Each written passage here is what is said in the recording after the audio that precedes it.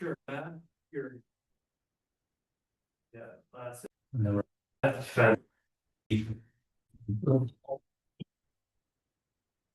call the meeting to order at 7:03.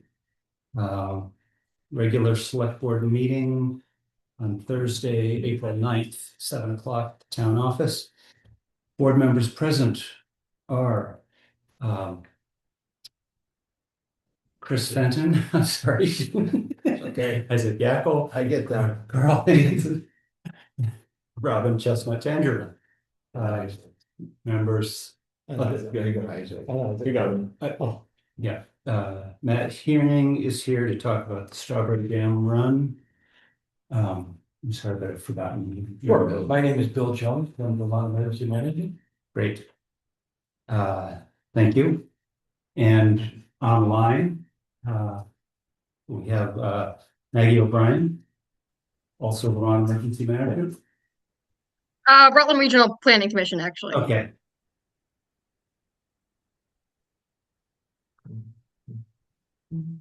Thank you. Correction. Is that going to be under public comments? Yes.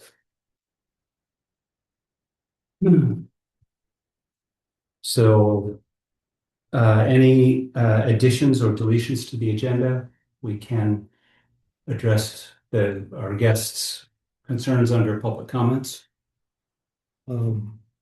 Executive session for personnel. Okay. We'll have an executive session at the end for personnel.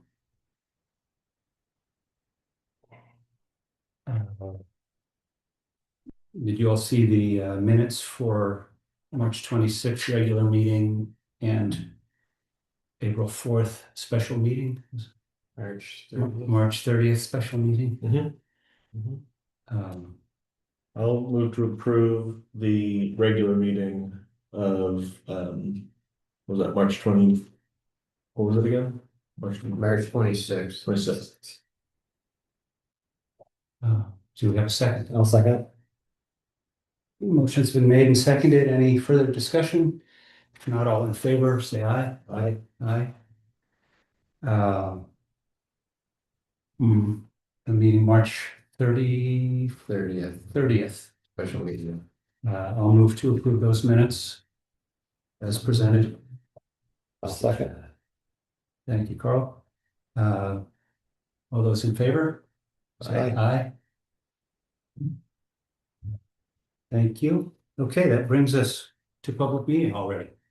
Let's start Thank with you. Yeah, public comment here. So I'm here today representing Strawberry Jam, which is the 5K and now 10K that we put on at the school. It supports the Middletown Elementary School. It's a great run. It goes around town. It goes yeah, 5K is not Spruce Knob. It's, excuse me, I have a new little one. Coy Hill, thanks. And then the other one is the Buxton Loop. So Coy Hill is the 10K, Buxton is the 5K. This is the 5th annual. And so typically what we ask from you guys is for sheriff time. And the sheriff helps coordinate and help us stop traffic at the Four Corners. So we have a permit, albeit not signed. I've just emailed them back asking for a signature on that permit. So with the signature in hand and with, if the board pleases, with some time from the sheriff's department, we can go ahead and book them to sort of help us regulate traffic at the Four Corners and around the course. And what's the date? Saturday, the June 20th. And how many hours would the sheriff? Typically like 2 hours. Okay. I believe, yeah. 1 or 2? We've done with one. I think we usually they're used to it as well. I think they only send one. Okay. So we also sort of bring in the fire department too, and they help as well. Right. And then we also give them a little donation from the school for their services. I think when I read through the plan, it was the sheriff here at the Four Corners and other intersections where volunteers. Yeah, are so parking. typically that's where he starts, and then once the last runner comes through, we have somebody at the end saying like, I'm the last person, the volunteer, and then he moves to the next, the turn off. So you have somebody who volunteers to come in last? Yes. Yeah, the I sweep. I think it- There you go. Yeah, so they're sweeping the course. It's for the 5K and the 10K because they diverge. So we want to make sure that there's no down runner. So we coordinate that and make a plan with the fire department, and hopefully we can get a pair of pneumatic, but they're always hard to get. We had one year, but it's hard to lock them down. But fortunately, the volunteer fire departments are EMT trained, so that's good. Yep, so asking today just if the board would approve some sheriff time. I'll make that a motion. The question is, normally we contact them, right? I have. You have, Yeah. okay. Yeah. Yes. That we I can provide sheriff's support for the strawberry jam on the 20th of June. I'll second that. Amazing. Oh, sorry. Motion's been made and seconded. Any further discussion? Matt? Yeah, I was, if there's somebody you want me to keep on any of those threads with the sheriff's department, let me know. I can have them as the CC represented in the emails with the sheriff's department if you guys want. I think in the past I've had Herb on those. I know Yeah, if you can just CC me, Sure. so at least somebody's aware of what's going on. If motion passes. This one briefly. Yes. Any further discussion? All those in favor? Aye. Aye. Motion approved. Start at school or start at the park? Starts at the school and ends at the school. No, has it gone around the park before? Yes. Was that what? Seemed like there was some confusion that because it comes from the school up around the park and then out west. That's right. Right. Yeah. That can get congested here in the intersection. Yeah. Yeah. So it starts in the very beginning is the loop up. So at that point we can clear the traffic in the four corners.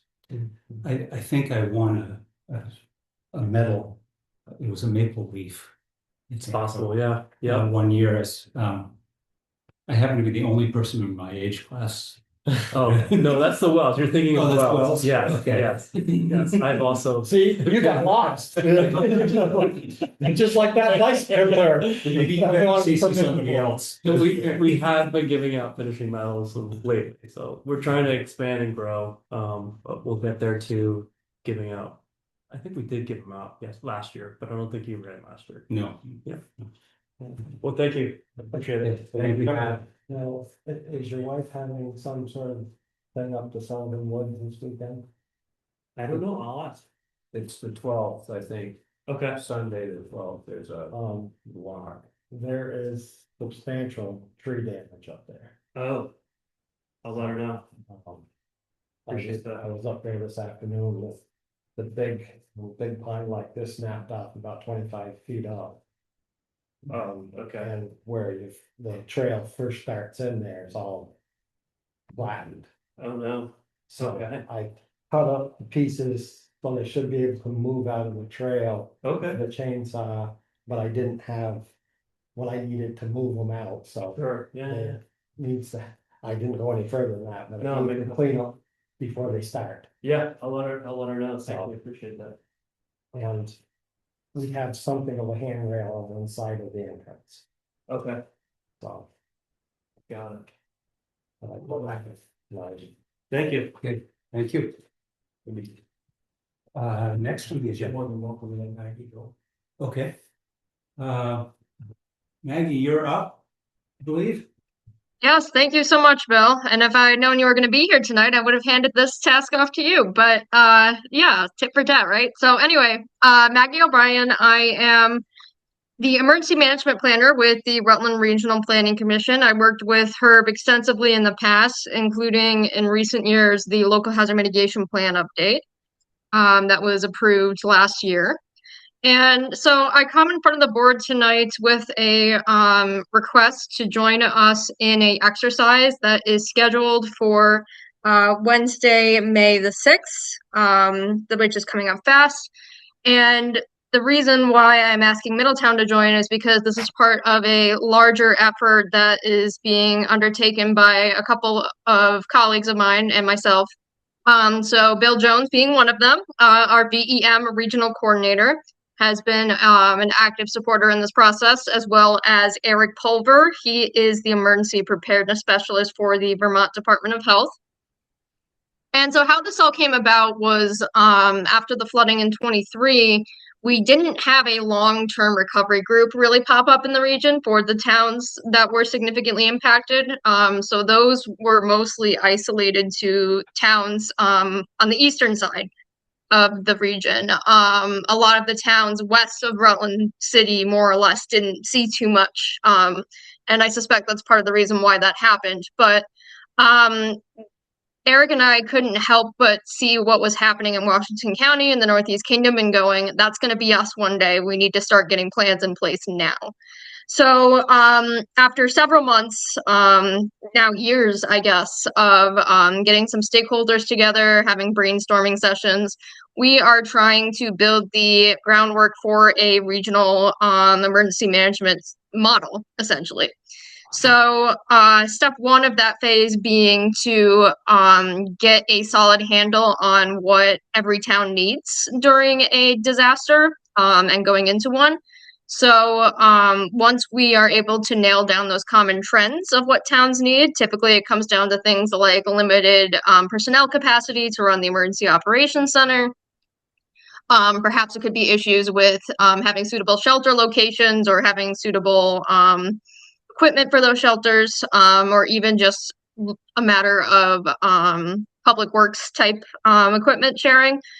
Then that will help us inform which organizations we can go to throughout the region, whether they be nonprofits, faith-based organizations, businesses, government agencies, and so forth. And then we can approach those agencies and say, okay, so we know that several towns in our region have an issue with, let's say, food distribution, distribution of personal hygiene equipment also, and so forth. So then we can go to Shaw's, we can go to the local grocery stores, chains, whoever, maybe local food shelves, and say, okay, this is a problem our towns are experiencing. How can your services help our towns fill in these critical gaps? And then phase 3 of that process would be bringing everyone together into one giant room and starting to formalize those agreements. One thing that has started to emerge from our recent exercises is the motto that FEMA doesn't reimburse handshakes. So there's a lot of oral agreements, a lot of mutual understandings between local contractors, but if it's not in writing, then that's not something that can be reimbursed in the case of a federally declared disaster. Granted, FEMA is starting to move out of the picture more and more, but nevertheless, we're noticing the trend of course, Vermonters are getting older and they are wearing multiple hats, feeling strained perhaps in their capacity. And as those folks leave, there's no guarantee that younger generations are going to come in to take the torch. And in the process, we lose a lot of institutional knowledge. And so that's something that we're forecasting and trying to prepare for.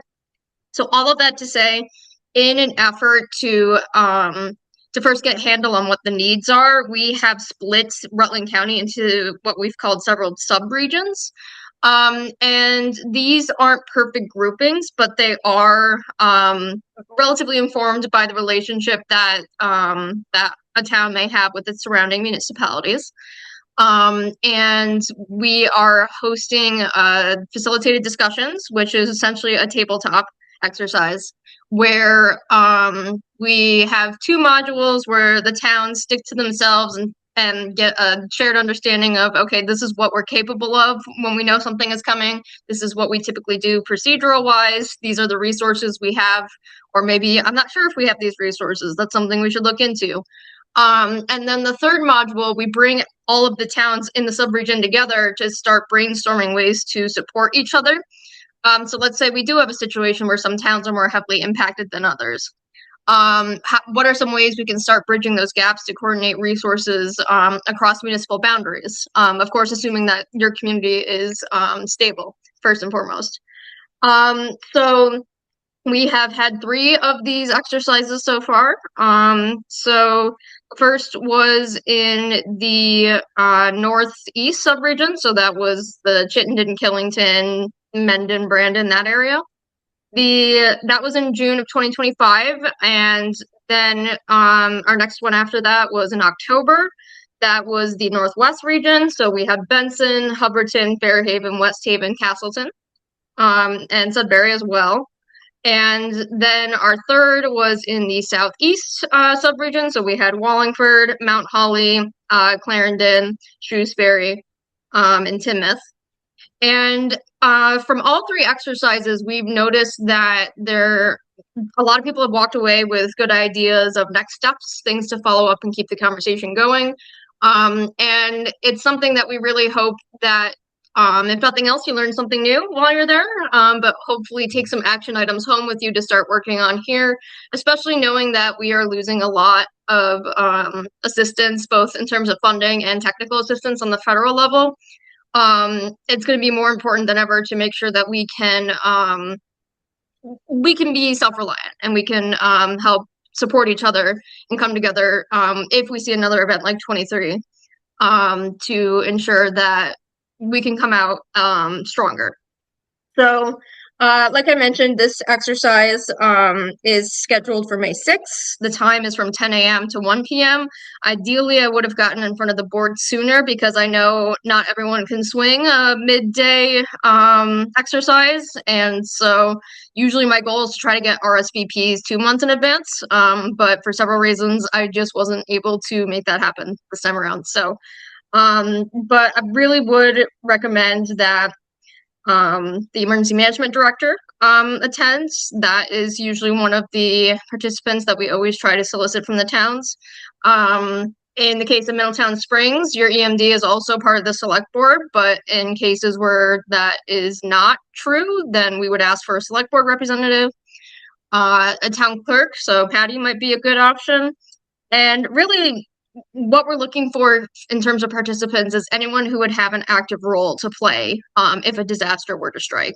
So that could vary from town to town, but we've had other towns bring in people from the fire department. We've had towns bring in public works folks and road foremen. So if anywhere from 3 to 5 people would be sufficient for this. And again, really hoping that this is an opportunity for you to learn not only more about what resources and gaps are in your town, but also opportunities to start collaborating with other people. Actually, tomorrow I am going to be talking with, I'm blanking on her name, but the Resiliency Network, who has gone in front of the board before, is my understanding, and they reached out to us for a facilitator. So, so very similar. It sounds like there's grassroots activities going on in Middletown that's very similar to some of the things we're trying to accomplish. And so for that reason as well, I think that'd be a great opportunity to kind of dovetail those 2 things and synthesize them. So that being said, looking to get folks locked down tonight if possible. Again, I know middle of the day is not always easiest for folks to swing, but at the same time, our thinking was people probably don't want to go to a 3-hour exercise at the end of a workday. So as an incentive, we are providing refreshments and lunch on us, and it is scheduled to happen in Poultney. So the towns in your grouping are Poultney, Middletown Springs, Ira, and Wells. Again, not a perfect system. I know Poultney usually works a lot more with Castleton and Fairhaven, and then Ira would probably be more with like West Rutland. But we did the best we could. It wasn't going to be perfect no matter what we did, and really, it's just more conceptual at this point. Ideally, 5 years down the line, maybe we do have solid subregions that get together once a quarter to continually collaborate on. If a town is missing EOC checklist type items to help guide those operations, then maybe a more well-equipped town could provide those. That's just one of many examples of where this could go. So with that being said, this is part of the Regional Emergency Management Committee, a partnership between that body, which I am usually the administrative assistant for, as well as the co-ed for our region, Community Organizations Active in Disaster. In this case, we call it the Rutland Regional Disaster Cooperative. And yeah, so I've done the song and dance with many other towns before for these exercises, and we're going to go through all remaining subregions. With October is going to be the big one in Rutland City with that little central core group there. So I don't know if anyone, especially because that date is coming up fast, if anyone can tell me tonight whether you're able to commit to this or not. But the form I was going to hand out tonight that I now can't, unfortunately, has an option to scan the QR code, and you could also go to the link on the form, and that'll send you to an RSVP page. Very simple. I'm just looking for name, email address, so I can send a reminder to everyone in the week before, let you know the logistics of the site and parking and all that good stuff. And also an opportunity to let us know if you need any accommodations, including food accommodations. So yeah, that's my pitch for you folks tonight. Really hoping that we can see at least a few people from Middletown as part of this. And Bill can certainly speak more to, he's facilitated some of the discussions with some of our towns as well. I play a role in that. Eric plays a role in that. And we've pulled in other partners too. And it's been a really valuable exercise. The towns seem to understand this is not just something we're doing for the heck of it. We're doing it as part of a larger strategy, and people actually seem pretty fired up about it. So I know it's hard to convey the energy through a virtual screen, but hoping that you guys are at least interested in such a prospect and are willing to check it out. So Yeah, I will definitely be there. Wherever there is, I know it's Colby. Right at the fire station. Fire station. What time is it again? 10 to 10 1. 10 to 1. 10 to 1, and I'm happy to send a flyer to the select board as a follow-up, which contains all of the information I just spat out at you folks, as well as the details for the exercise itself and the link to the RSVP form. So Okay, great. Yeah, probably Joe Castle can't make it in the middle of the day, but we can report back to him. Tyler probably can. I'm sorry, who? Tyler, man, Tyler. Okay, yeah. because he's on the trip, he's on the board. Board now. When I can go. Okay. certainly take some time to think it over, chat with some of your colleagues and see who might be able to rearrange work schedules or what have you to make that work. Heck, even if we can have just the select board chair EMD. I mean, we've had a couple of towns only send one representative. But as long as you're there and you have a presence and you're able to take it in, like we'll be happy to have even that. So I think we'll have a few. Now, the communication you said you had gotten, is that from Leslie Silver? yes, it is. That's her name. Thank you. I was blanking on it. Because their group has been gathering 20 to 30 people at their meetings.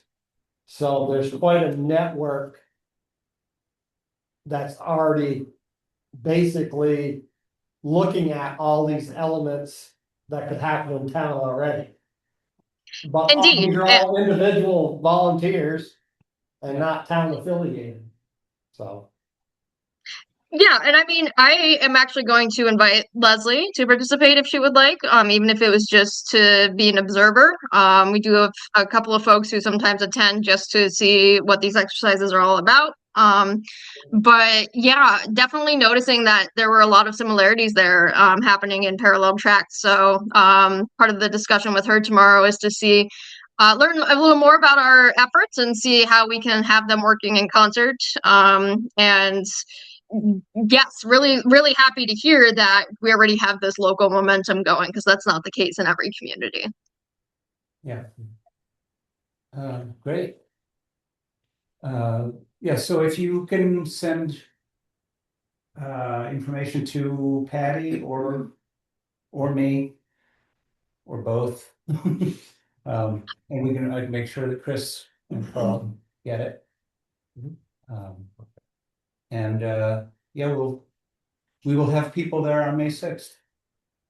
Perfect. Thank you so much for your consideration and for making time for me on the agenda. And looking forward to seeing you folks there. Please, if when you do have everyone locked down, just submit those RSVPs as soon as possible so we have a solid number for both catering and for me printing out exercise materials and so forth. That's my one ask at this point. But yeah, thank you again. Really appreciate it. It's nice to meet you folks, even if it's through a screen. And I look forward to seeing some of you in person on the 6th.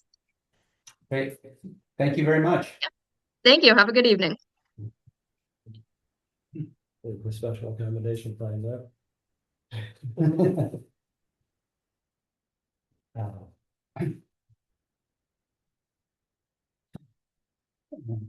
You involved with that too, Bill? I am.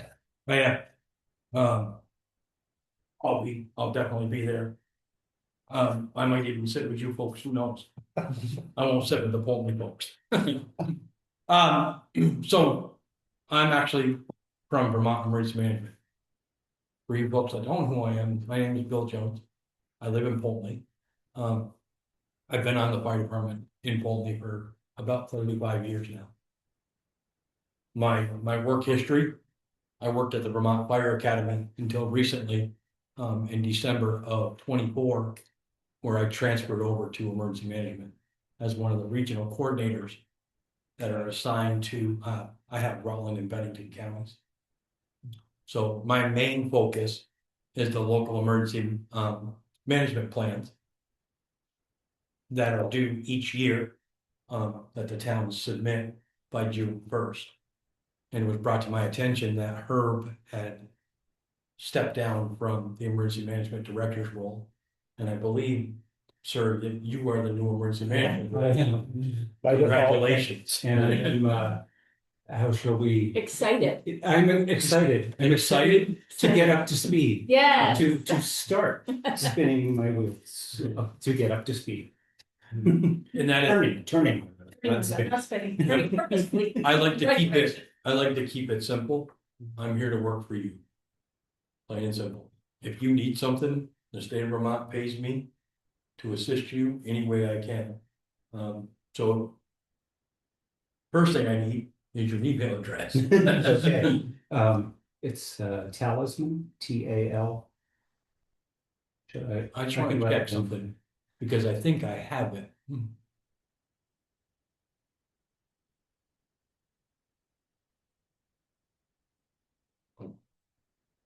We're gonna write it down. Okay. T-A-L. ISMAN at vermonttel.net, Spelled out. with one T, VERMONTEL. .net. Excellent. Yeah. And what I will do, is I will send you all the documentation.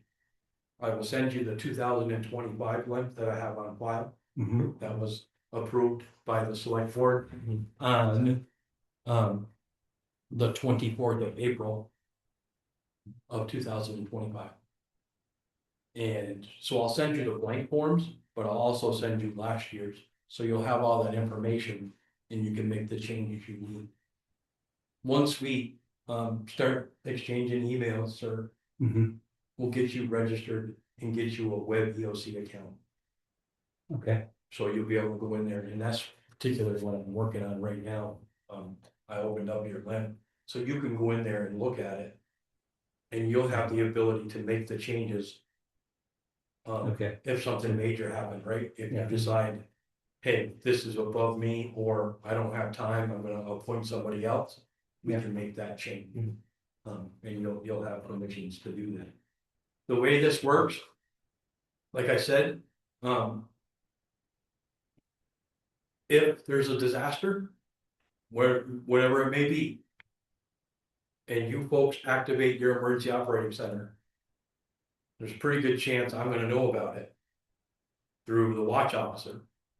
And if I'm not summoned to Waterbury, my job is to come here if I can make it here and either stand in the corner or do whatever you tell me you need me to do. Okay, I do have a strong background in the incident command system, so I'm well versed in that. Or Now- Just sit here and take notes. You may wanna explain that, the NIM system. Yep, so in the world that I operate in as a firefighter, we operate under the National Incident Management System, which is adopted into the Incident Command System. So it's just an organization, you know, the information starts from the top and flows down.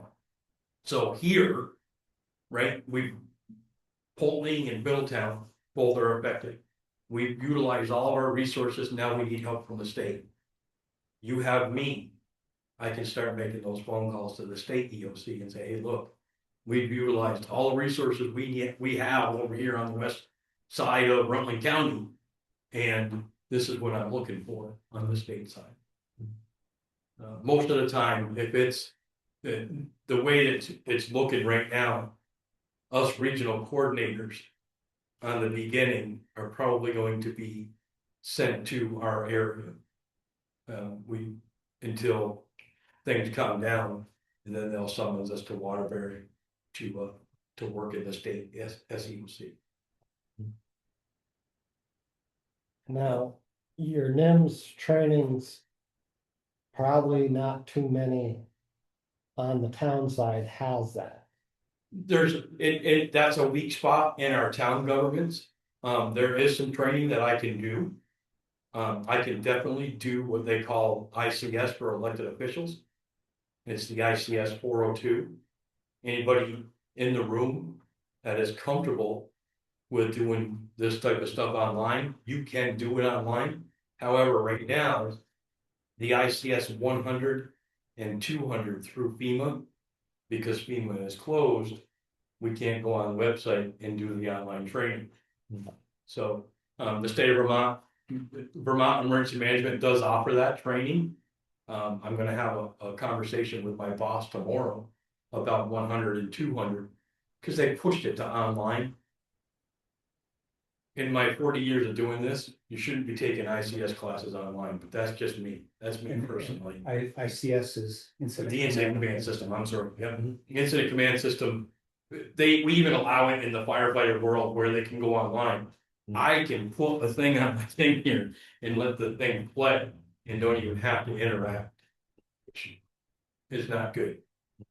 But if the ICS 402, and then of course there's another one called G191, which is an interface with the emergency operating centers.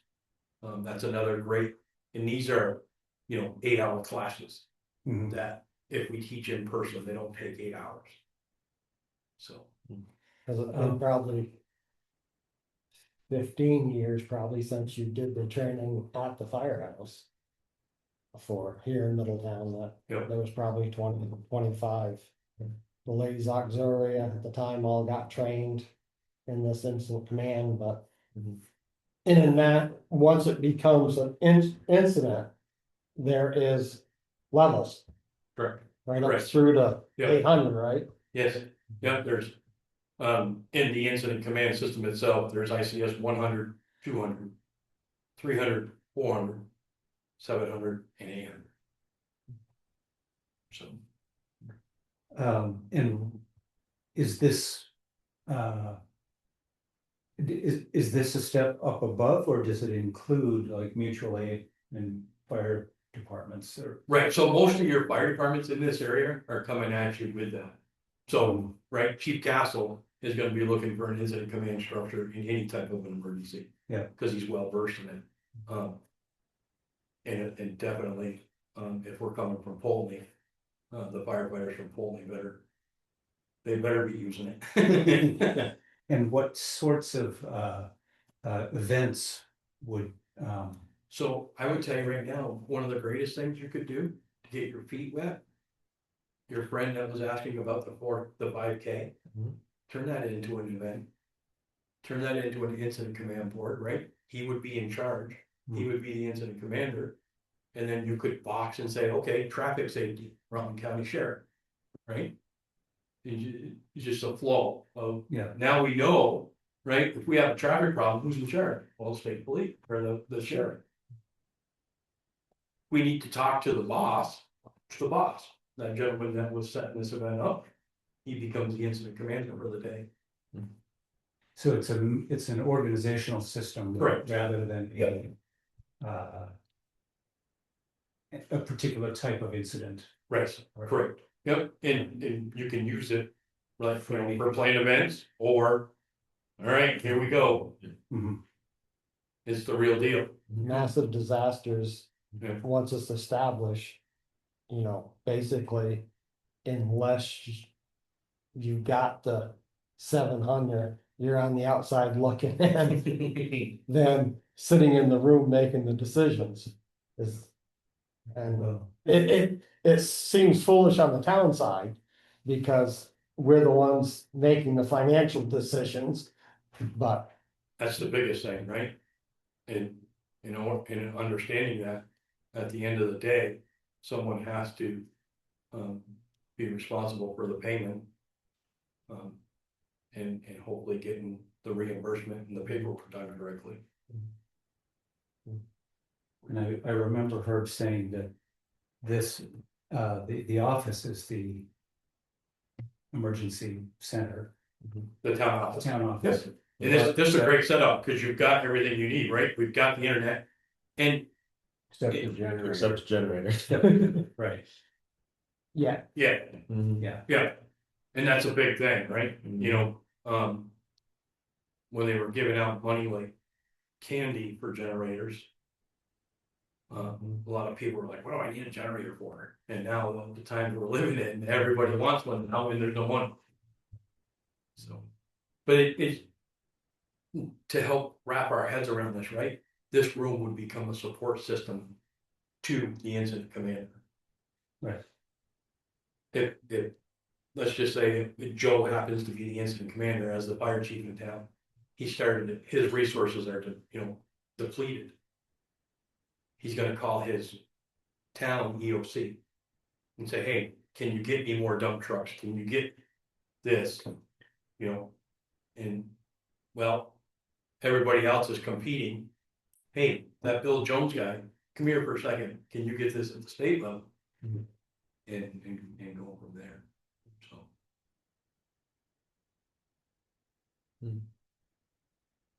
Can we have a paving emergency for 140? The emergency South Street. We put one of those gasoline tankers on its side in between. Yeah. Have to dig it all up. Yeah, I remember years ago. Quite a few years ago now, there was a propane leak in Dorset at Haskins. And Yep, we actually traveled down there and laid almost 3,000 feet of 4-inch hose to support that right from polling. and everybody was, all the companies were gathered around and terrified to be there. We've gone through the flooding phase. Last year was a reality. I've been in the fire service, doesn't matter, right? But I've been in the fire service for quite some time. I have never been to the same fire 5 days in a row. And Fairhaven was a eye opener. That wildland fire, we worked that 5 days. So. And I'm pretty sure that even though we've had some rain, we're gonna be right back in with drought again. This year, they're saying El Nino by July. Is that being dry, right? Yes, Hotter. yes, hotter, dry. And then we switch, With flash floods. right? But my biggest thing is to make sure that we're on track for the local emergency management plan that's due June 1st. Okay. And like I said, I'll do anything you need. I'll get you the information, I'll send it to you in an email. If you need help, please reach out to me. Okay. If I don't answer right away, the middle part of next week, I'm in Waterbury teaching, but I'll be back in the area. Okay, and what you'll send has all your contact information. Yep, you're gonna have my state email address, you'll have my state cell phone number. Carl knows right where I live, so you can come to Pulte here in Pulte. If I'm not at Perry's having breakfast. He was having supper when I caught him back. But yeah, no, I'm here to help you, plain and simple. Yeah. We laugh, I'm from the state, I'm here to help, I really am. I tried that line for a few years. It didn't work. So yeah, I will get you all that information and then we can go from there. Okay, thank you. Thank I you. appreciate you coming in person. I really don't like talking online. I gotta start learning that. And let me just give you the name is unusual spelling.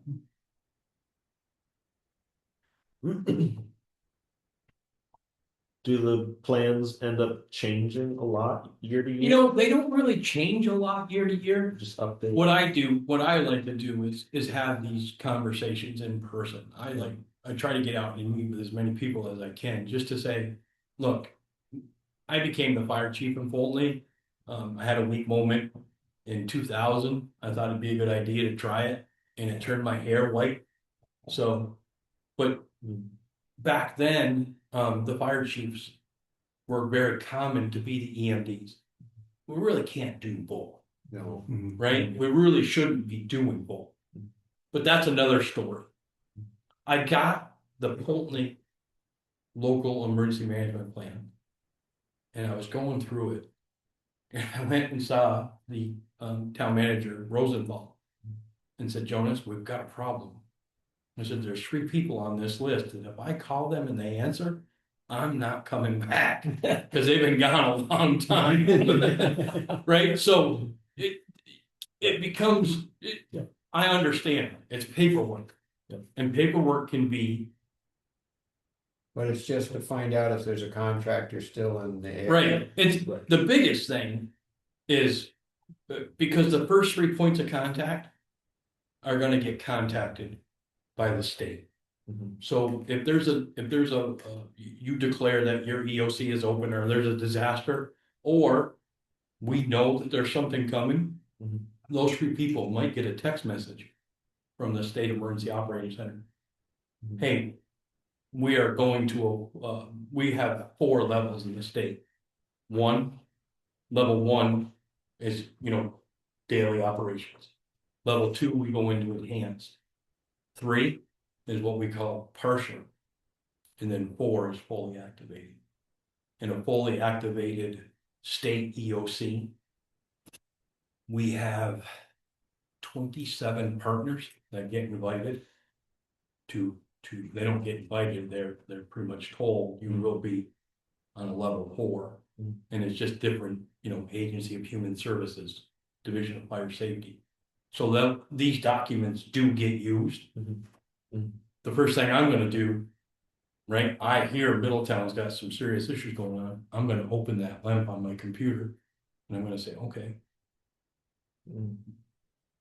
Robin, correct? Yes. Robin, Joe Castle, and believe it or not, on the adoption form, Bill is listed as the 3rd point of contact, Bill Reed.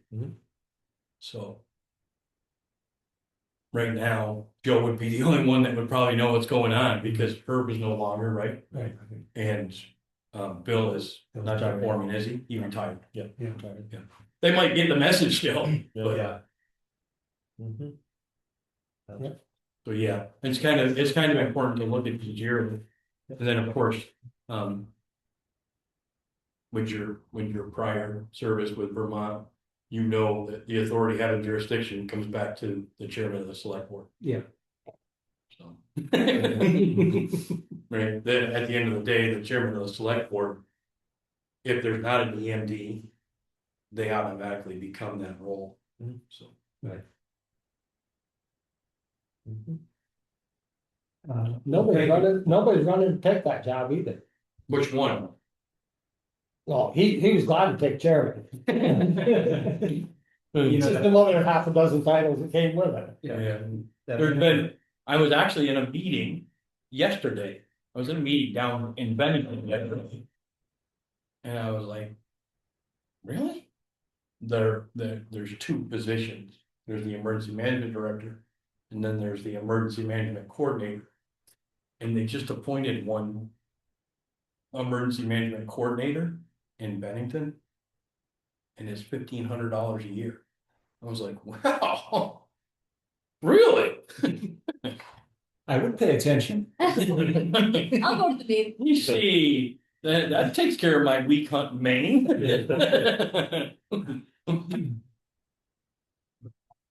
Great, I'm gonna get out of your focus Okay. here, you got business to do. Thank you. Yeah. Thanks for coming around. Thanks for having me. Thank you very much. Hey, Crystal, do you have an update or are you just here for the pleasure of our Oh, company? just to come to one more meeting, you know, like who doesn't love to just go to meetings Thank you. all the time, every day, every minute? So I have a change order that needs to be signing, which is, I can't remember now what it's back on March 31st, which was a long time. No, mainly it's just some things that were added as far as things on the plan that were not, you know, as we go through it, we find lots of things where like said, do this, but nobody said how. And the how, it's That's fun. expensive. Mhm. So it's trim that said, yes, we will put trim there. What kind of trim and how much is it gonna cost? Well, anyway, so that's stair railings, a keypad on the door, windowsills for the upstairs needed to be replaced, and the trim, I think we're trying to reuse trim, but that's I think less effective than if you just make some new trim. So anyway, I didn't make copies, I can make copies, or you can sort of pass around and look at it.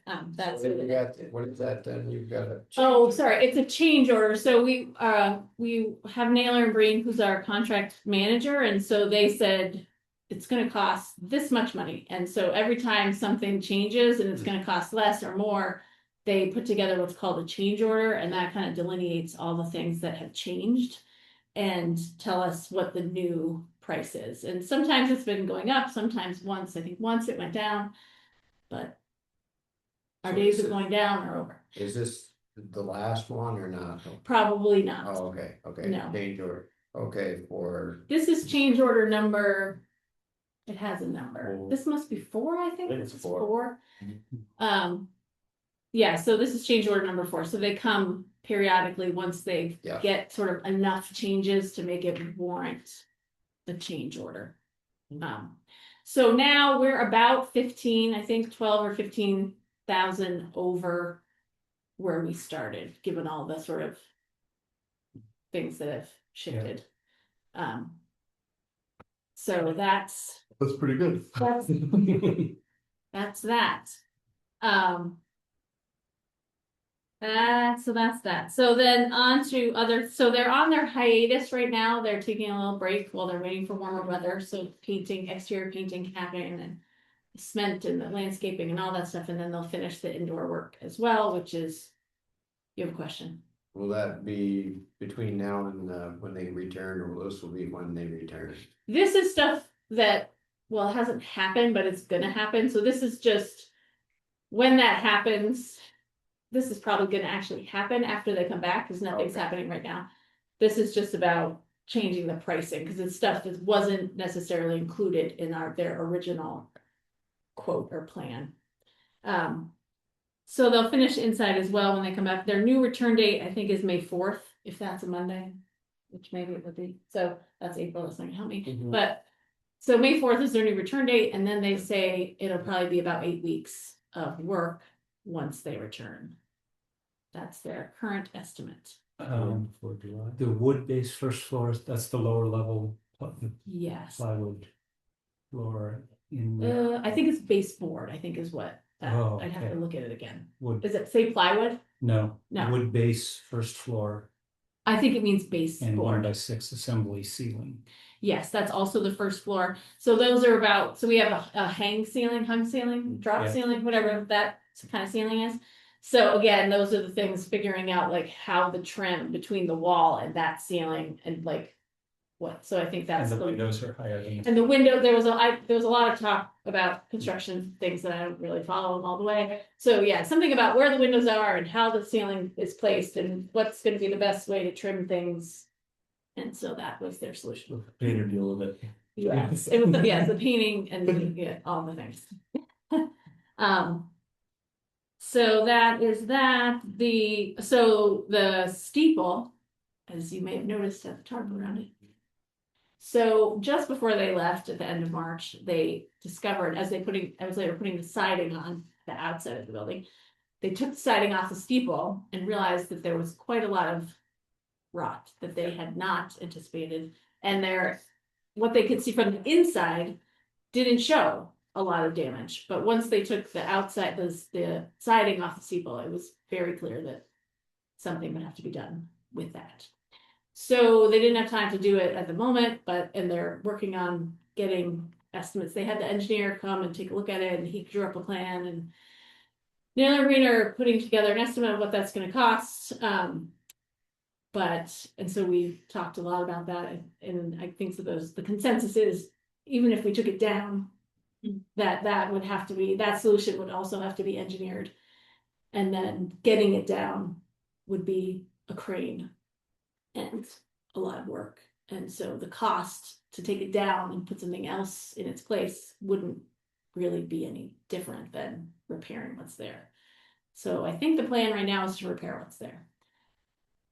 And that price tag is gonna be whatever it's gonna be, and that is over and above Everything. what we knew about. So that's coming. Yeah, any questions about that? I don't know that I can tell you much more about it. There is an engineered plan, that's what I know, and it basically is to repair it's a octagon or a hexagon, it's got whatever it's got. So to replace those around and then replace the siding, and then now it has slats, which is a problem because there's slats that are open to the air. So when there was wind and rain, water got in, and so it was not a good design to begin with, I guess.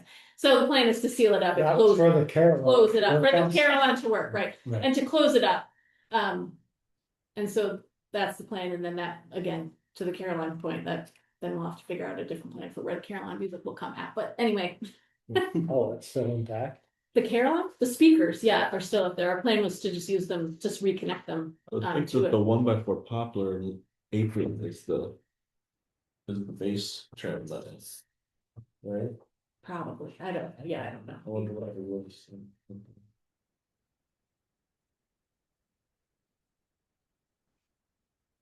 Yeah, I'm not sure what they mean by apron there. Yeah, I don't know what apron, yeah, I don't know what an apron usually is.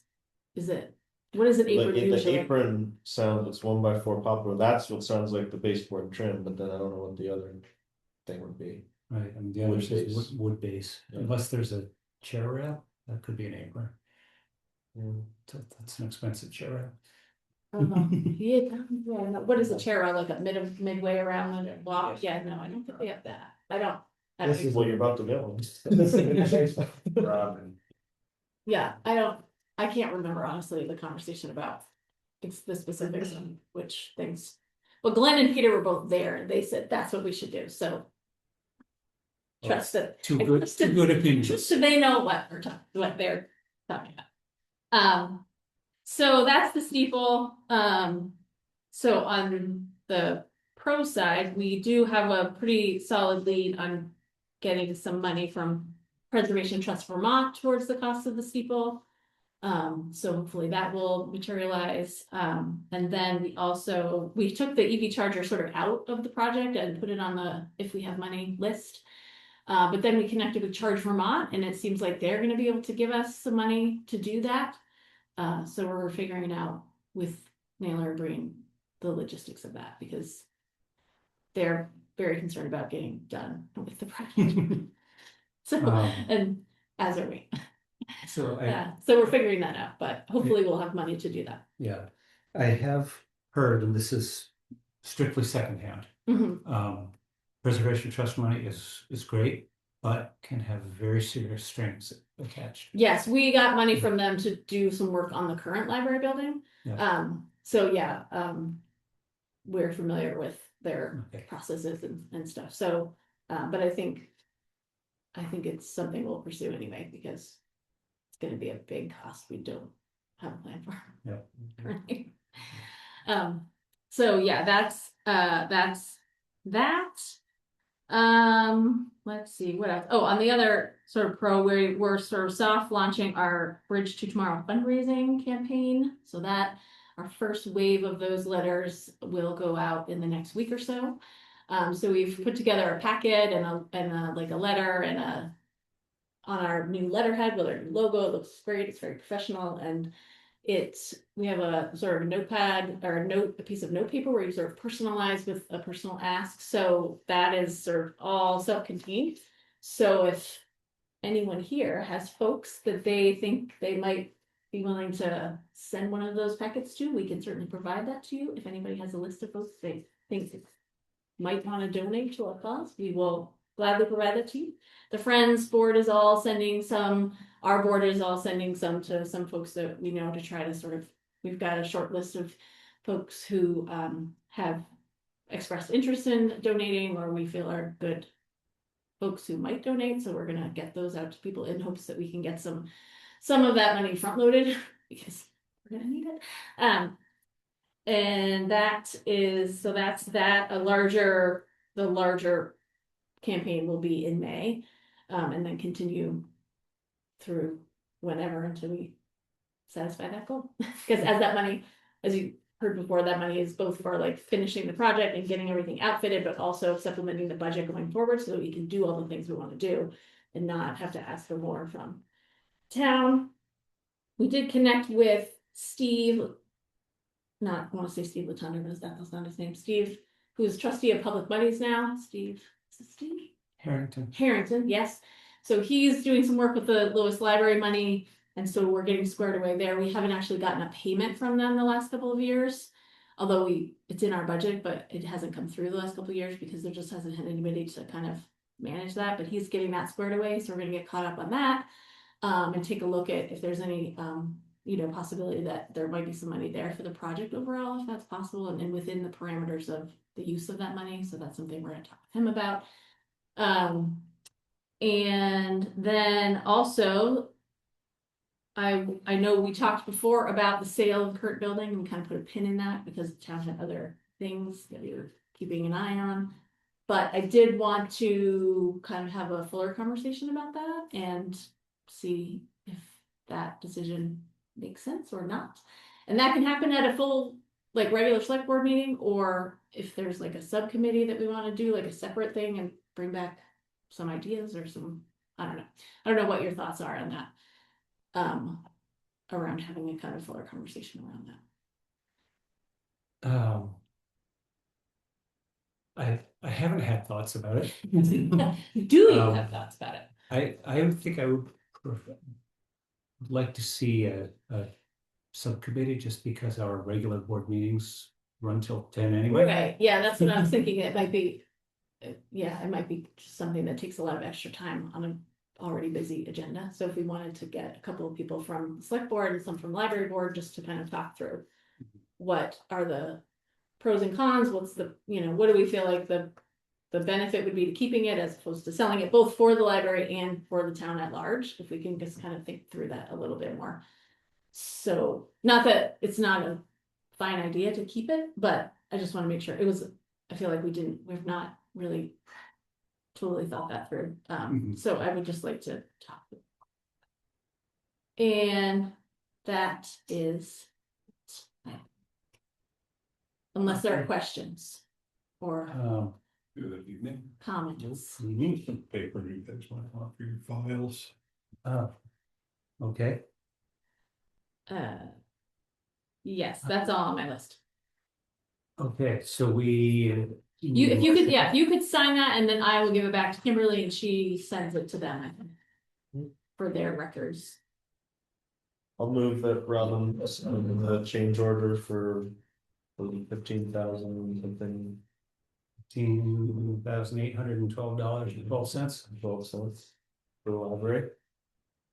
I'll second. Um, They're hearing no further discussion. All those in favor? Aye. I, Approved unanimously. so that was Isaac. And Carl.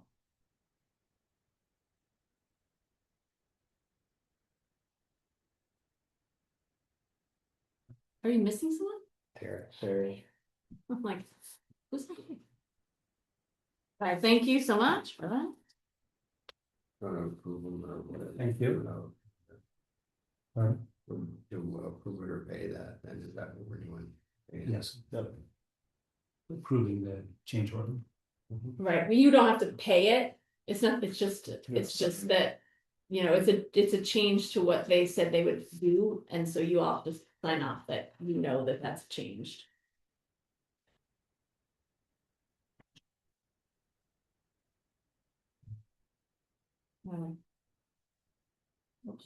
I think that's it. Now on to your actual agenda. Yeah. Now that we're a quarter of the way through. A quarter of the way through, Thanks, Crystal. no problem. I think we get to move quickly through town clerk report. Updates regarding town clerk. Treasurer, we just did library. Spent time on emergency management, listers, health officer, auditors, delinquent tax collector, trustees of funds. Planning commission, check. Look at you, so Okay. expeditious. The, We're just naming off roles you have in the. We still do. No report, no I report. don't know that it falls in any of those, but when I was up to Sullivan Woods, there is substantial wind damage. Mhm. Is it more than that, more than the one big pine? Well, Bye. by looks of things, they had that contract to take down one tree. But there is still some more dead trees standing, Mhm. you know, one about this size that was under the tree that broke off. I could push on it, the whole root system moved. So now that stump's about that tall because I cut it off. So it didn't fall over when I was cutting the rest of the stuff. And two of the trees that are marked for the path got pushed into other trees when this big pine snapped off up there 25 feet. I mean, it's 14 inches or so Mhm. where it snapped off and the whole top come down on these other trees right in the beginning of the path. Just past the, where the seats are there, so. I didn't go any further than that, I cut them up in Mhm. 4 to 6 foot pieces, and if they're gonna do their walk through there, they need to do that, but. There's a lot of look like hazardous trees that are still. I could see down. Probably 100 feet or so. There's another one that has been broke. Up about 25 feet. Hardwood that cracked open, that's laying right across the top of the trail in other trees. So widowmaker. You know, if nobody ever looks up, no, Yeah. it's going right underneath it, so I don't know. When I heard they were doing something on Sunday. This Sunday. I do believe Yes. what I heard, so. Hopefully they go up and see. Were you able to move? You said you couldn't move them though, because they were too big. I just cut them up in chunks, Just cut 'em. but So they're it's still right like away. maybe there's something out of They the way. need to be moved out of the way and a bunch of the brush even to start. Yeah. But one of the two that are leaning this way that they tipped the roots and all is dead, standing, but it's all the tops into it, so that probably should be taken down probably not gonna fall over at this point in time, but there's a lot of safety issues, I think, with dead trees in that stand up there, so.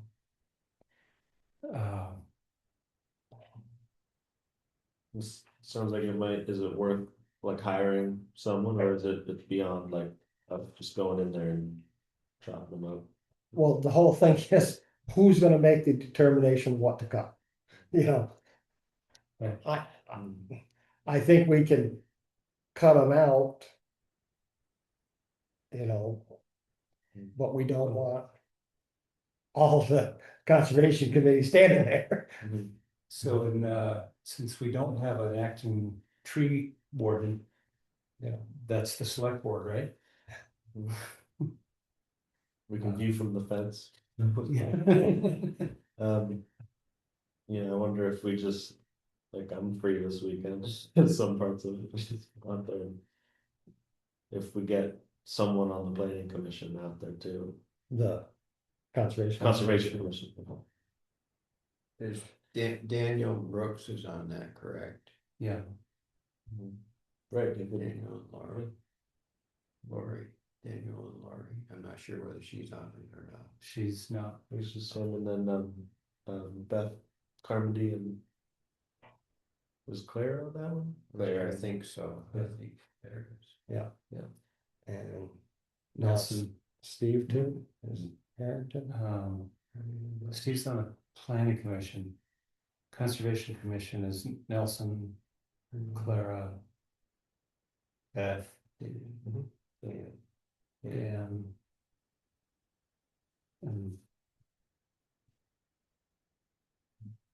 And someone else.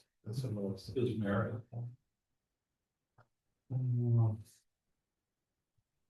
I do get confused between conservation and planning also. There's more on the conservation committee. Yeah. They got their signs out. Their amphibian signs, saw that. Migration. Yeah. Yeah, so, Steve's term was up in 26. Daniel Brooks, Beth Founderby, Claire, and Nelson, Okay, so it is Steve, he is. so. um, If we reappointed them. We did.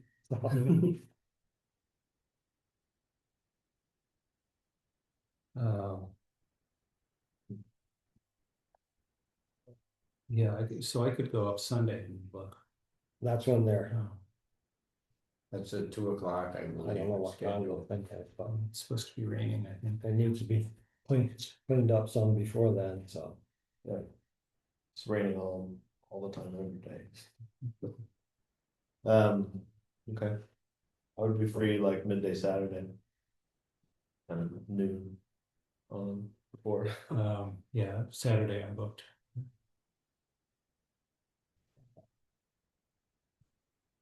I'll take a look and hopefully we get some feedback from them before Sunday.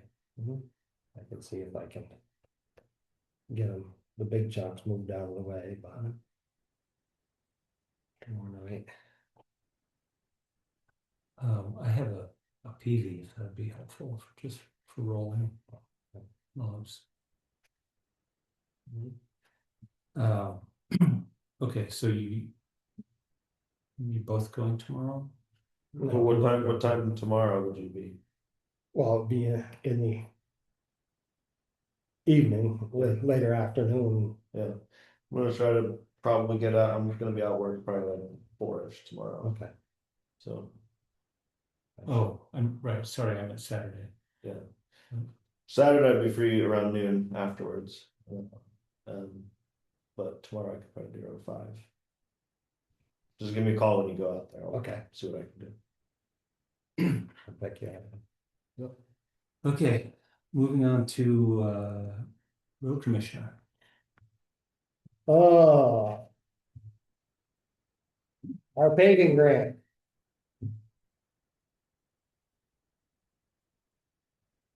The maximum grant award is 200,000. So. That's what Brian told me when I talked to him. So. It would. Look like we should. Probably only apply for. The reclaiming grade and compact and installing the 2.5 inch base. And the 1.5 inch top. For an estimated total of $389,036. And we have. 171. I do believe. Left. Plus. The 40 from this year plus the.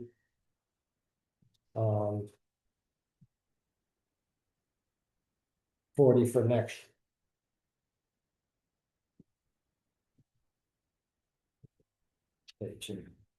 And that, Paving. 173 So, yeah. plus roughly 80 more, so. It'd be around 255. So, and that 289 or 389 figure, sorry. That's is that the full first 2 miles? no, that's That's up to where the concrete. that's from the town line of Pulteney. Back to where we put the cement base in, Okay, Starting but the first 2 miles. yeah, That's grind and, yeah, that's grind, and. grade and compact and. And Mhm. so that would be. If the maximum award. If we got awarded, it'd be 200,000 and we'd have to kick in another 190. So, But we would have that, it would be covered.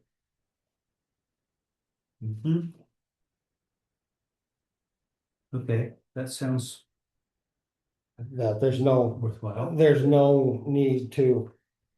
Include the other 293. To pave the first 2 miles in the grant request. Because we're maxed out at 200,000. In that paperwork I gave you, Robin, there's a crack seal company, I'm not sure if they're still in business, but that's information I got before. And with this first 2 miles of road, that's what's happening now, that the stress cracks are getting wide enough to freeze thaw, but if you crack seal those, I think it'd give you quite a bit of longevity left on that section of road. Which I think that's what we'd originally planned on doing, is that right?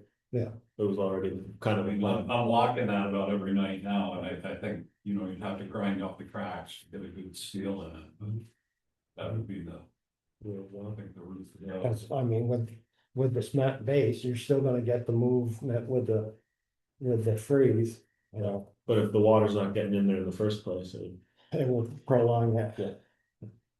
Well, that's what the heaving was over the winter, the freeze thaw, the water gets in those cracks.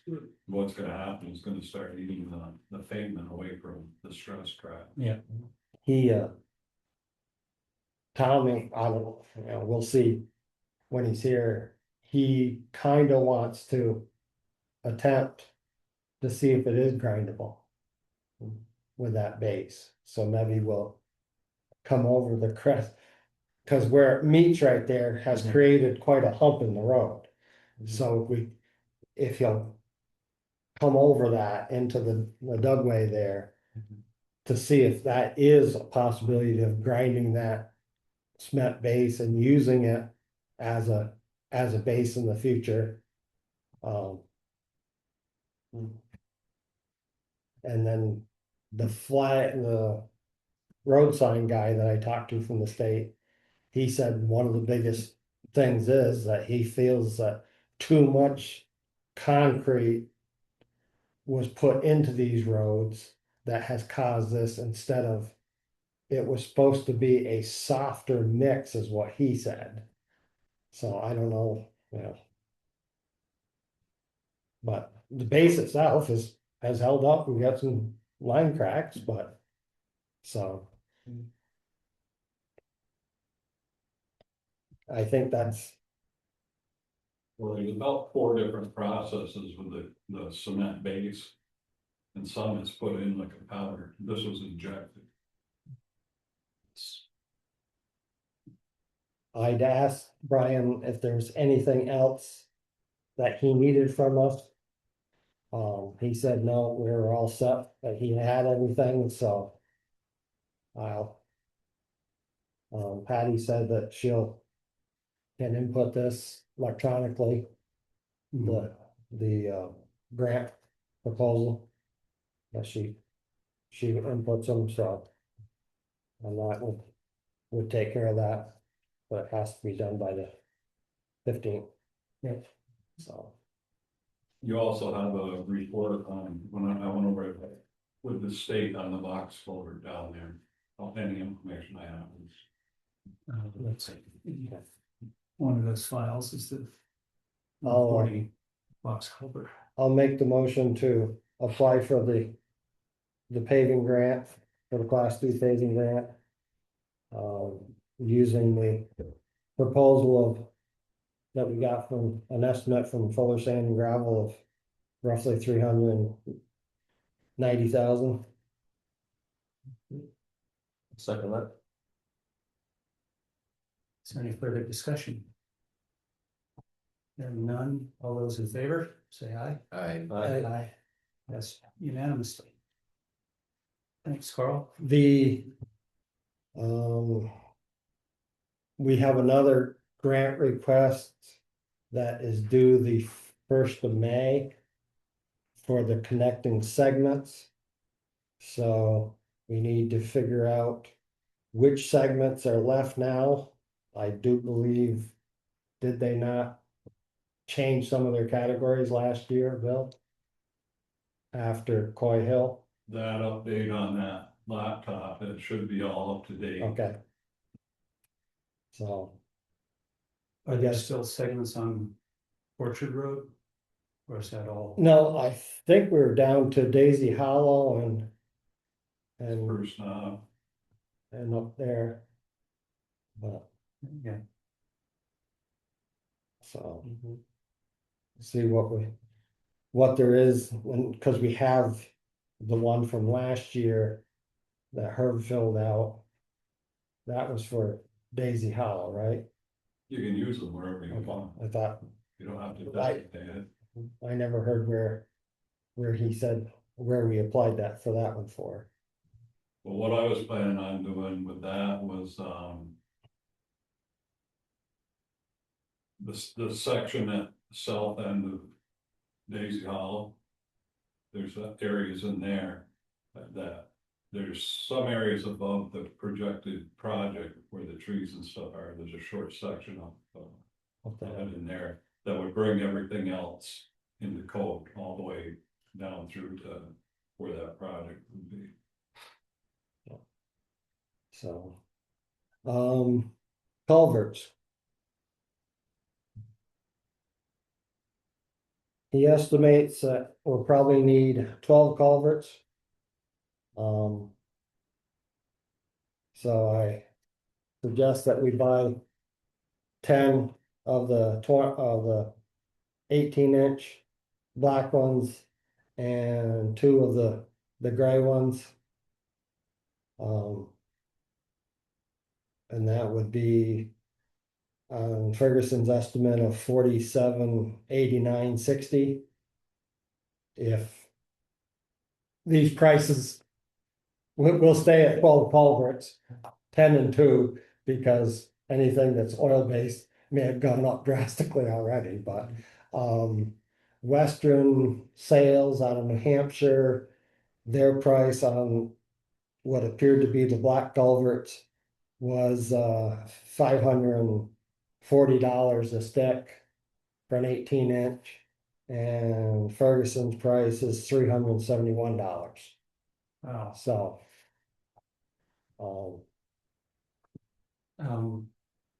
Last time we talked about this, I remember we're talking about how the black is what it's brittle, what doesn't last, shorter lifespan. it has Thinner gauge. it has collapsed. So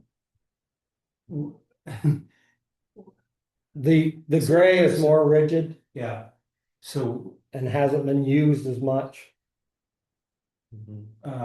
So replacing the black with more black, are we just asking to replace it again in a short time frame or? And the gray was more expensive, as I recall. Yeah, the gray is So is it, basically $27 a foot, and the black is $18.60. Unless they've changed their molding process, what happened was the mold holes in the ribs that are the only structure in them. Yeah. They were so big that it was taking on water, like the first year the culverts were in the ground, it filled the ribs. And then the freeze thaw would crack the ribs apart, and then your inner wall has no structure at all, I mean, that's why they collapse. so then this other material, the gray material. It's just molded, I believe it's a heavier gauge plastic that's all, too. yeah. But the mold holes are, I mean, I don't even think some of them are actually holes, they're covered over with some. So that's, So is this a motion you're gonna do this, or you just? No, I we're mean, just talking still. Right, but the gray is like a third more expensive roughly, right? Or is it, yeah, that's, right, so if we get 1/3 longer of the lifespan, then the upfront cost would be worth it, right? Well, you figure in your replacement cost for Right. excavation and everything too, I mean, Right. it adds It up. doesn't need to do a whole lot more. Right, But we only Yeah. had about 3,000 in the budget, right, this year, I think. Right, yeah, this year, so this would totally. We put, I think, 7,000 in next year's budget, but this is just, to get us, the winter frost picked up a lot of culverts. Yeah. And the whole thing is, either they gotta be reset or replaced. Mhm. And the problem is, once they start digging them, they're gonna find out whether they can be reused. I can almost guarantee you the black ones you're not gonna read, so. right. So, To get all that material that you just, that we just wanted, but all in the gray material. Would be, They're all 18 inch, are they? yeah, Those are like, what, 26 or 27, what? be around 6,500 instead of 47, 40, instead of 47,890. Right. So $1,500 more roughly. yeah. It sounds to me like it would be worth it to It- go with the.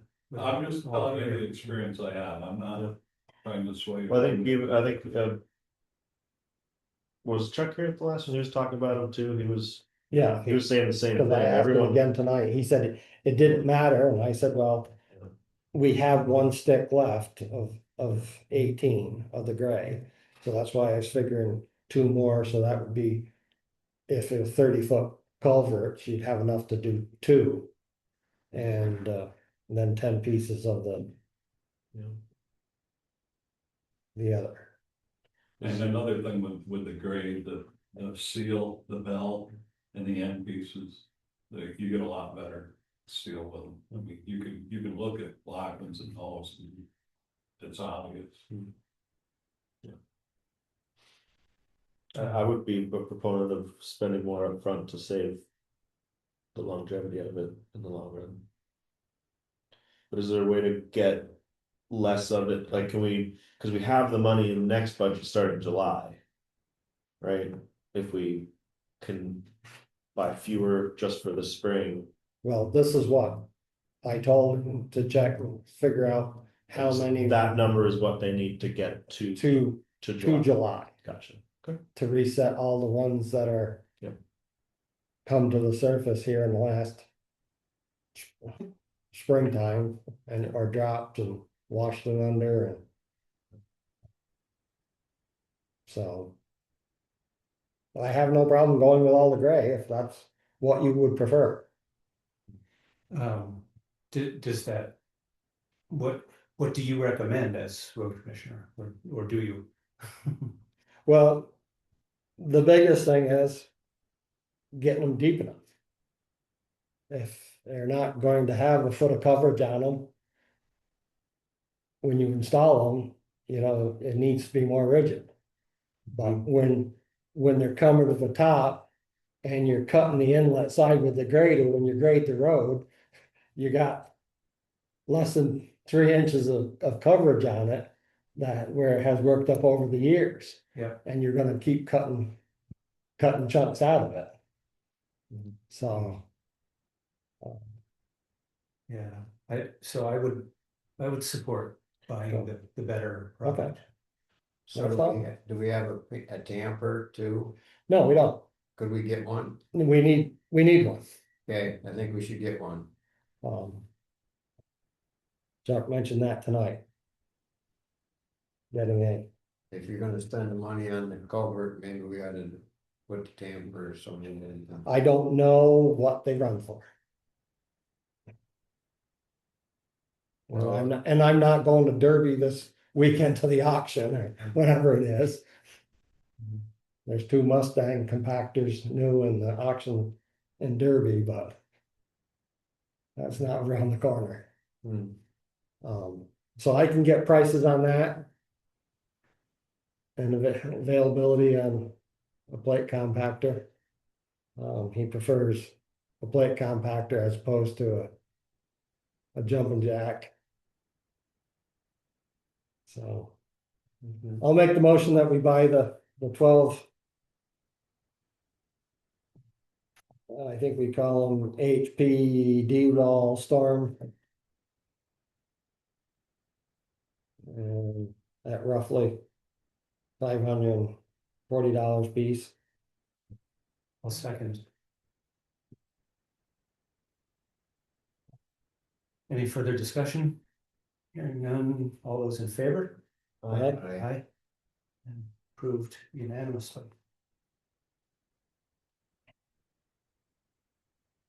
Are there all culverts? All culverts. Yeah, Are there still companies that rent out tampers and things? Yeah, Taylor. they're still on the run. And these are 12 and 18 inch. 18 inch. These are all 18 inch. A big thing with replacing them, I found that wet compacting them works a lot better than to try to dry compact them. Cause the thing is to use a compactor, if you don't use water to compact it, you gotta dig your hole so much wider so that you get the compactor in along the edges of the culvert.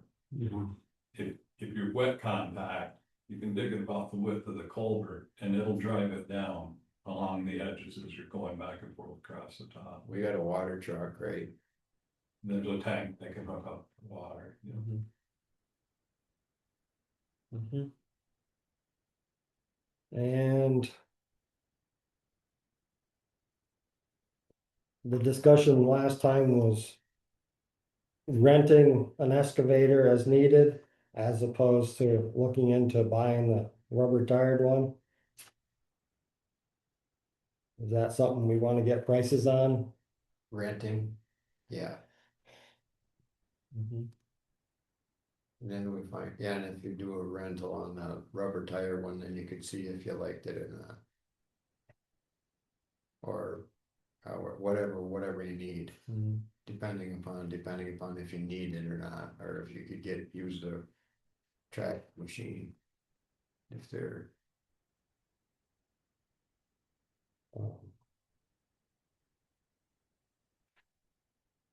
the salt and sand storage, are we going forward with that this year?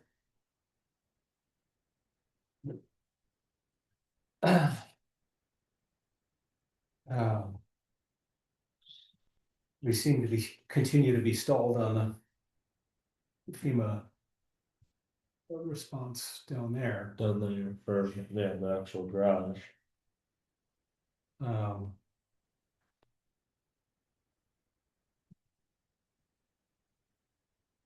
So this would be coming out of the 170,000 in surplus for the highway, is that kind of the thought from? Well, there's municipal facilities highways of 170. And Yeah. And then, and then we have the town surplus yeah, of 270 yeah, in there. And then someplace we got the highway surplus of 124 highway. down the bottom No, under in general. general, why would that be? Oh, that's just That's from, just, from being under budget for, yeah, yeah, the okay, highway. gotcha. Okay, so we're. So basically 400 $500,000. and Mhm. 500, 570,000 Mhm. that could be utilized. Yeah, So which is probably just under what a new Page garage 25. costs. page 25. So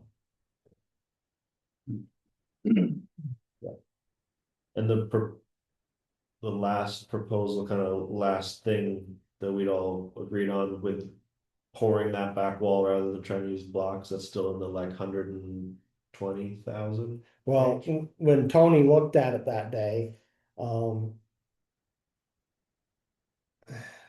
he'll do it hourly.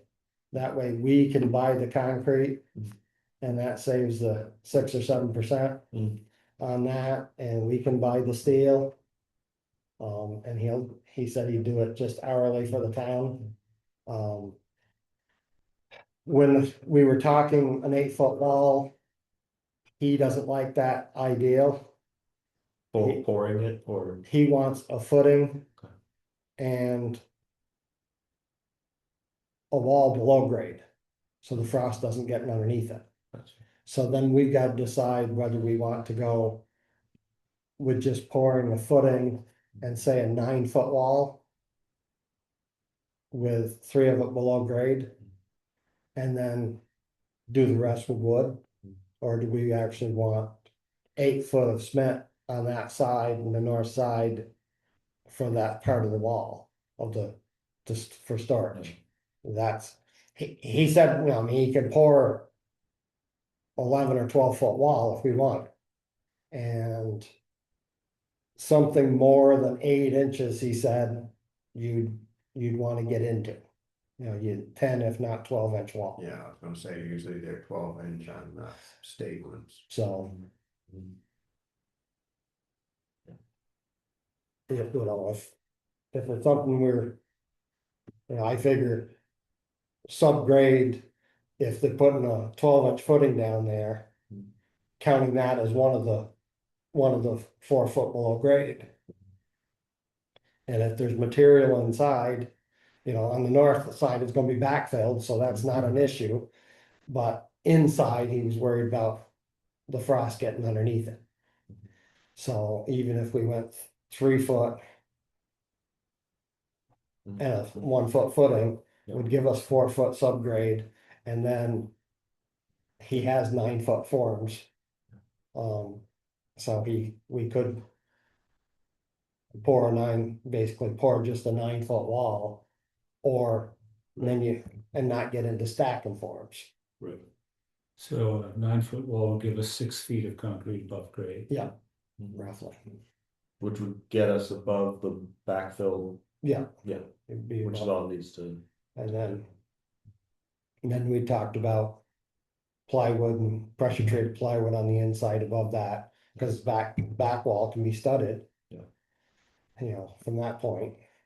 So that's fairly straightforward. And then this side would be post.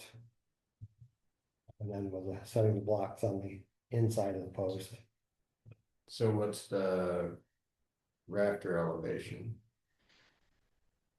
Top of we'd still have a 16-foot.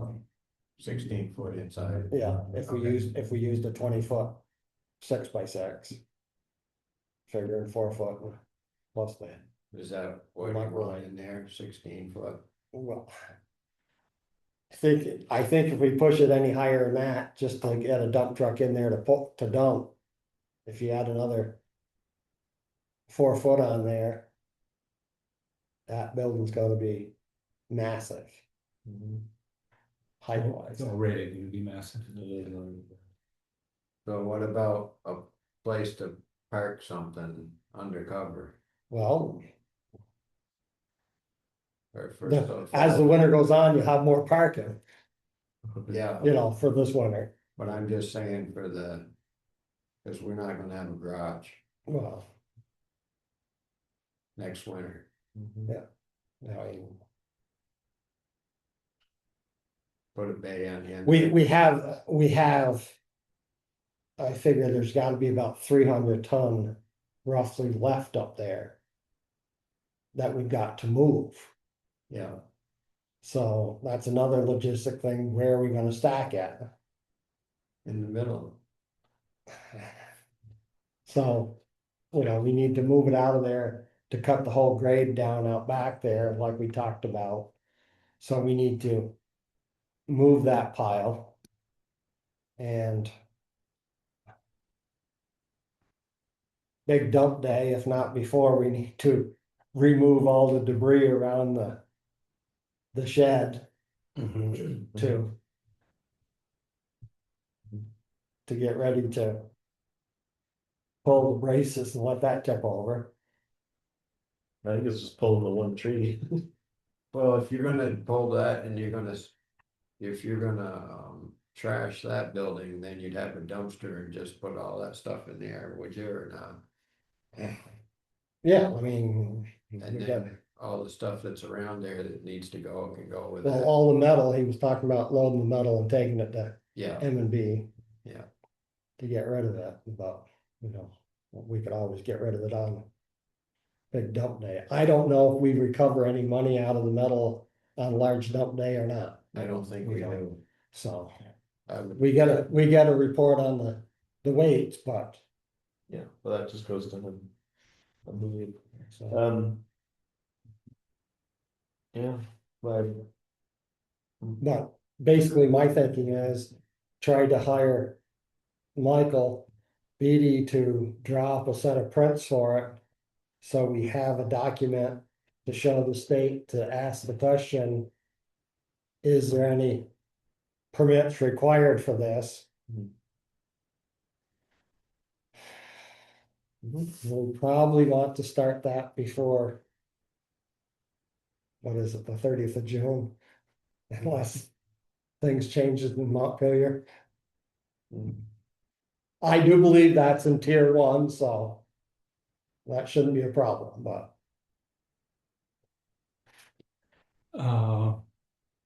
has anybody looked I at think, that map? I think we're tier 2 Okay, because we don't have any municipal, municipal services, water or septic. But it's most likely that all of that will be delayed for at least 2 years.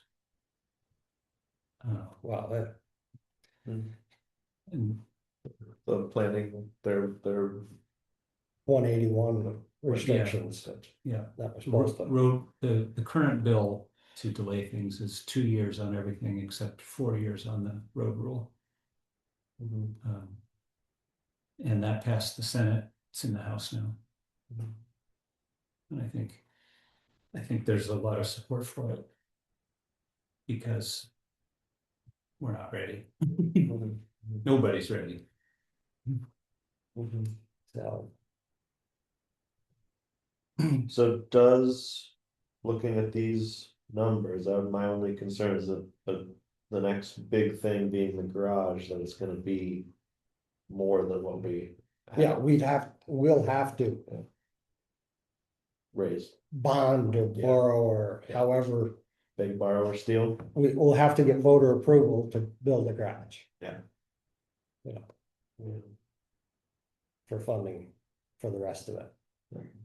Can we put one bay there so they got a place they can, a concrete floor and lights and power so they can work on something? I think that would make the process more complicated.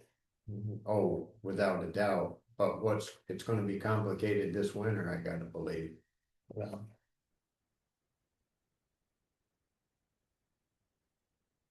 So. Yeah, I don't see that we want to try to put a garage there too. I think we get into a lot more. Yeah.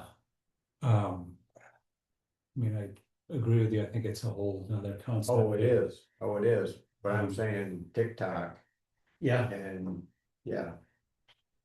It's not snowing, it snowed yesterday and it's gonna snow 6 months from now. Mhm. How money hungry is the historical society to? Last I hear, they keep trying to kick us out anytime they can. I haven't heard anything, but when are you leaving? Right. They would prefer us out sooner than later. Yeah. Mhm. Mhm. I'll make the motion that we try to retain the services of Mike Beatty to draw up a print for this, if he's willing, for a 40 by 100 salt and sand storage facility. As designed, as has been discussed by the board.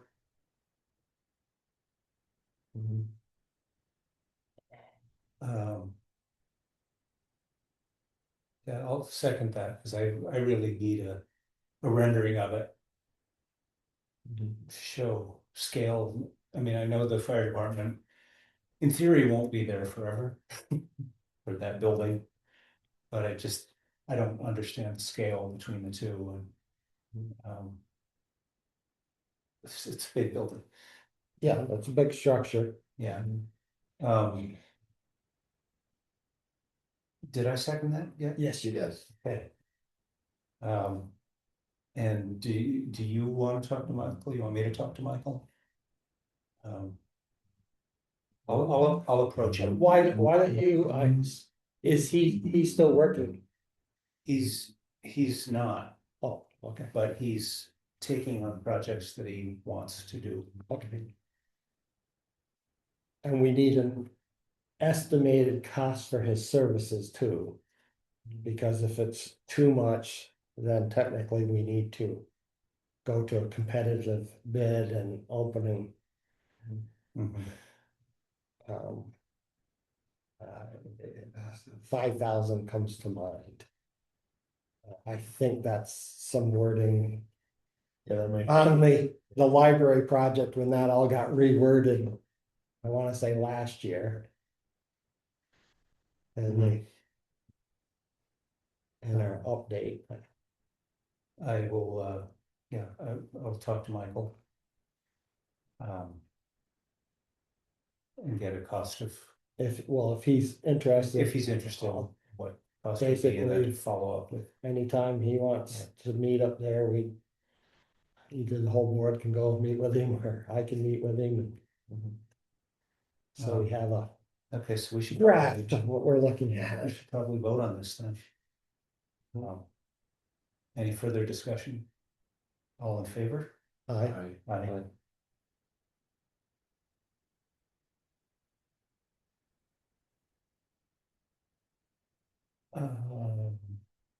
Anything else? Oh, at this point.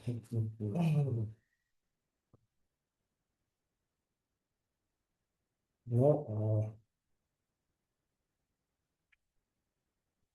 oh, I talked to stormwater. Environmental conservation. The question of showing us that we were. Not had a past due MRGP annual report for 4/1/25.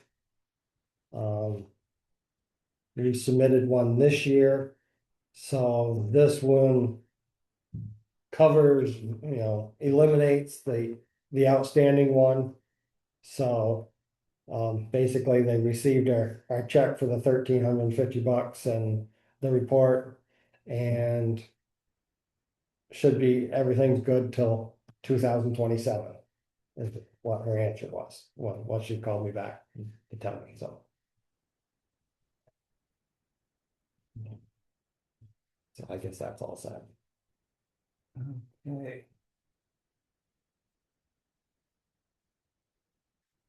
Thank you. Solid waste. Very didn't give you anything on that, earlier, just, No. okay. Correspondence.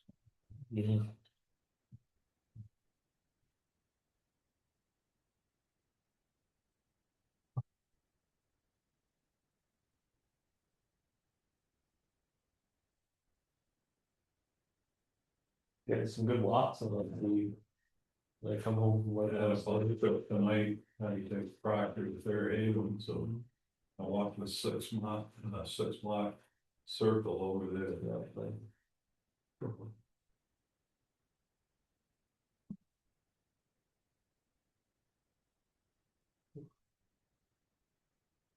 Do good, and somebody comes along and thinks it's a good time to stop at the house.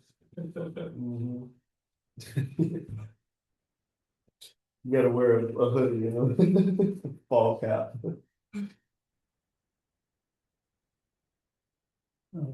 We have the registration for the Green Freightliner.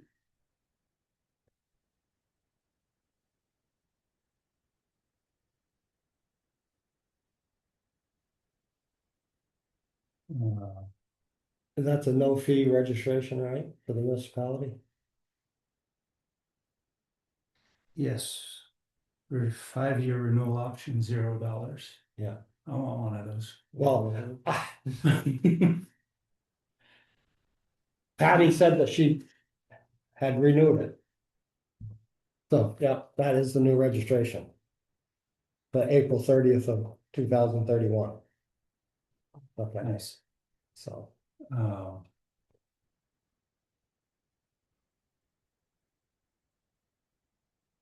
here's the old registration. On that note, it got inspected. But the bill that we'll have tonight says the 2021 Freightliner. So I called Earl's just to make sure that what went on the sticker that went on the windshield that has the information for the truck wasn't wrong. But I got a hold of Chuck, he was hauling stone on, headed up on Fitzgerald Road.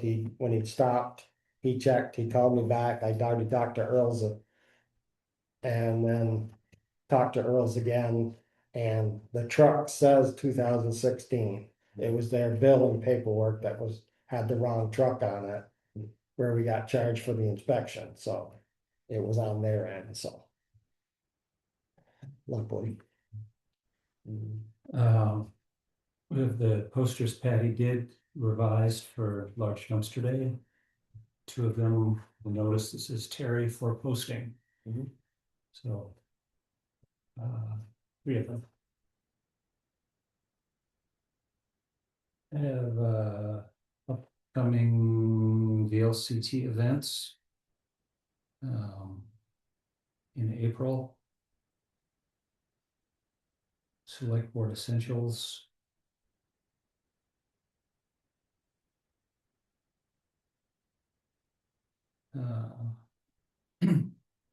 Highway Supervisors Training. Anybody can, so we have a road issue complaint from Wayne Conger. Culvert at the end of driveway is exposed. Yeah.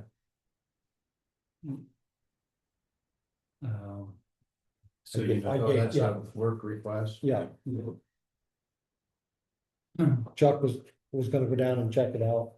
I gave him a copy of that. And we have two overweight requests, one from Precast Concrete Products in Milton and one from Fuller Sand and Gravel. Each with a $10 check attached. What was that now? What was that again? Precast concrete. Is that camp? Yeah. Yeah, Yeah. camp precast and fuller sand and gravel. I'll move that we approve the 2 overweight permits. Second that. Yeah, and what was the other one? Fuller sand and gravel. All those in favor? Aye. Good. Um,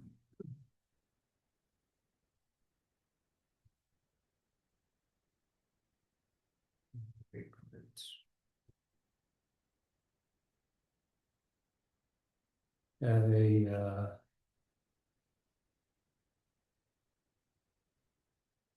Mountain was Isaac.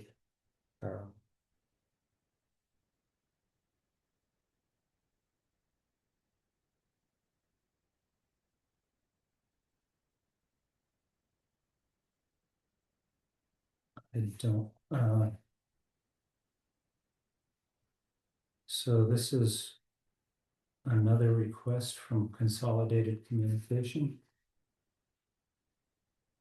which looks like they're listing every vehicle in their national fleet. Because it's several pages of, what, is that another overweight permit? yeah, but I don't see a Who check. was that for? Consolidated Communications. Oh, so that must be their, the phone trucks. Is that- Yeah. It's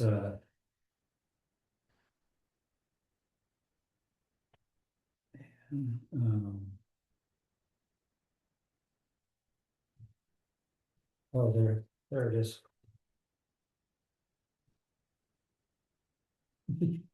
I'll include that, Mhm. include the other overweight permit then. And who's that one with? That's Consolidated. Yes.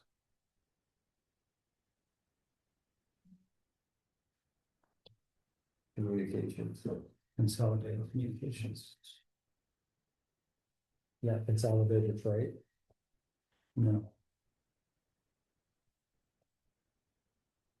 Still working a 4-day week. Still working a 4-day week. Never did up in Woodstock. okay. Taking it down. Sign these. About this far away from the road. From Route 4. How far away from the road? Oh, like you can't put your ladder in without somebody coming to hit, right? Where are you? It's not, you said. Just south of Woodstock, like those group of barns just before they get into town. Take the right. Right across from. What is it? Yeah. This time, Not on Route 4, you're saying south, right on Route 4, Oh, you said south of Woodstock, I thought you just south of Woodstock. oh, okay. There's a VLCT member guide, and there's something here from Hubbard Brothers that I think Terry will have to explain. Okay, $6,000 overdue. on that. That's what I I was- think there's a folder someplace. That goes back. Somebody has gone back to figure out when this delinquency started with Hubbard. Yeah, And I think Patty said it was 5 or 6 years ago. That a bill didn't get paid. And it's been hanging out there ever since. but the amount varies every month. Well, what's outstanding plus every month, what we pay, because we pay by the slip that we get, the invoice, instead of the monthly statement. Well, we're not getting it month by month. Huh. So some are carrying over, some have been paid before they're cleared and. Hmm. Um, That's what the auditors have been digging into, right? That's what, Yes, okay, and that's what they found is that the missing well, slips.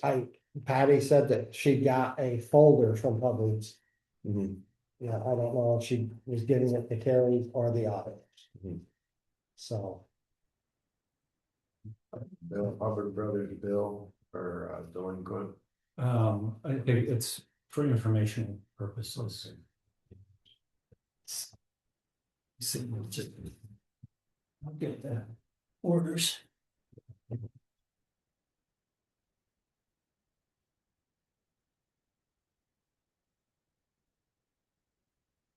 Info.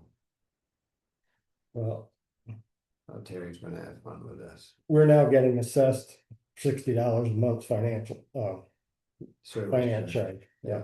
Mhm. 60. We might just 60, as well pay 61. it because we're gonna end up paying it eventually and then some.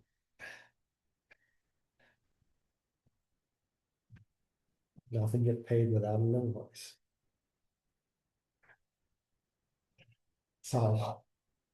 We need to find out when it started.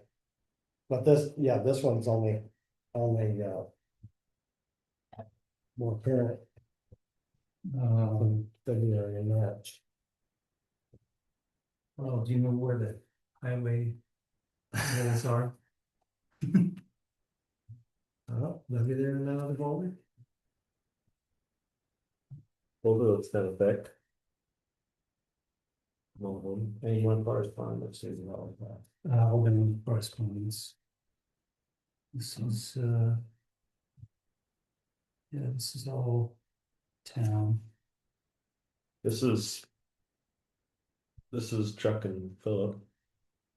Was this payroll? Yeah, One's payroll.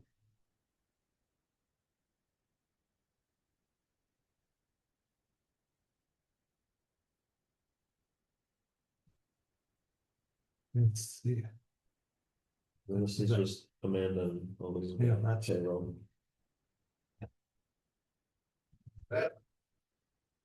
Watch the cord.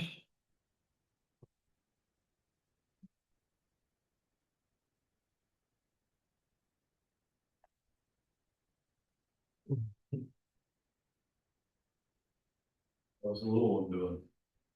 So cute. So cute. Oh, it was hard to leave her at night. Been good or? It's been getting a little better. We were doing really well, and then she hit some sort of like thing, and she wasn't sleeping at all. We're getting back into it. It's tough, the sleeping, but she makes up for it in cuteness. Enjoy now because they grow up way too quick. Yeah. Way too quick. Yeah. Mhm. Yeah, if I could freeze her right now. For sure.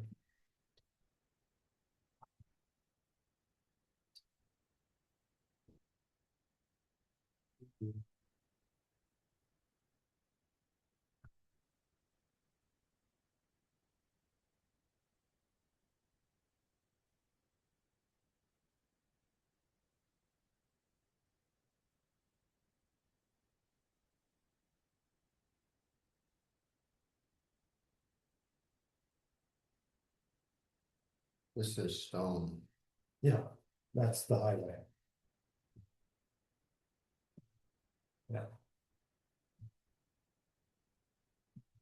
And that's their. That's town. Yeah.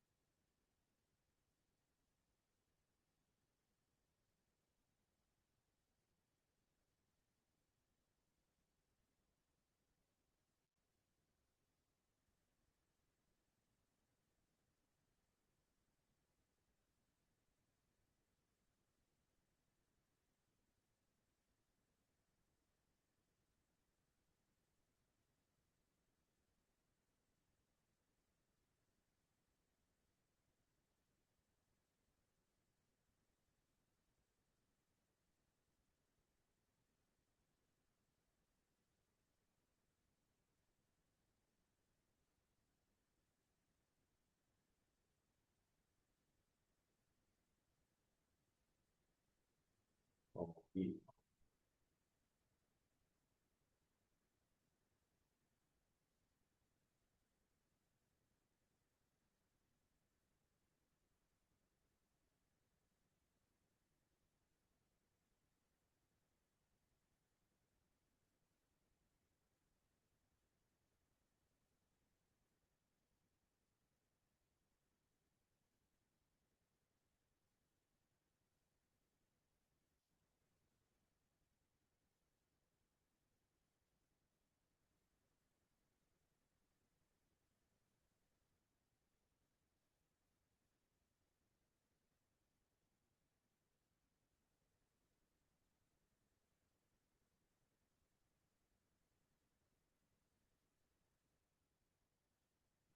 this an overcharge or something? It's minus $51 on this? For Casella, Yeah. yeah, that. Kiosk. Wasn't working right, so the weight of, the weight of the truck, Okay, so the truck had got it, figure it out there. instead of weighing 31,000 empty. The kiosk had said it was 20,000 or 21,000, Mhm. so. They did some sort of an override or.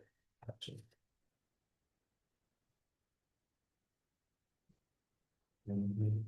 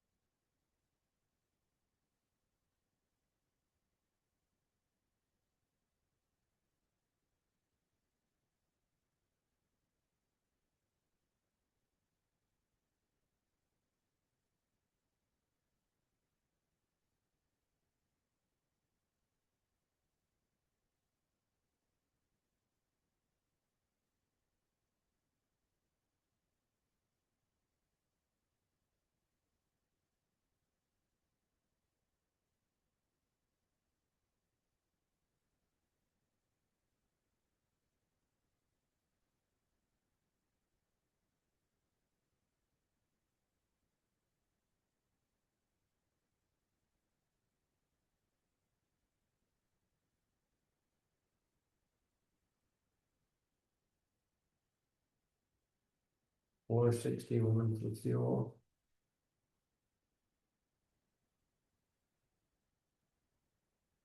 Plus the tax. Oh, I see, then you got 24.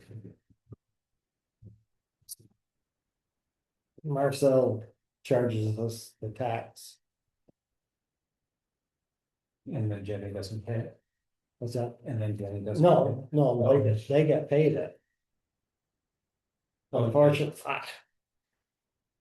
technically, we can apply to the IRS, I guess, or federal government to get that tax back, but we never got to the point of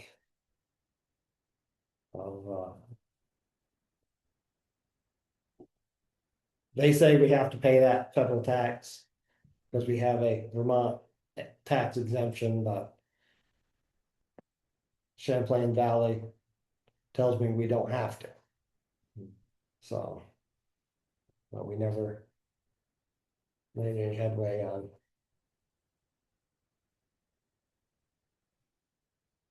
Getting rid of that.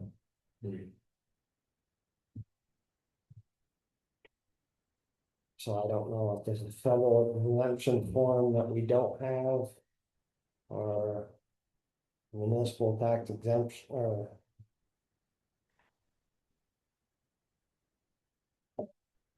Form. If our EIN number. Is different.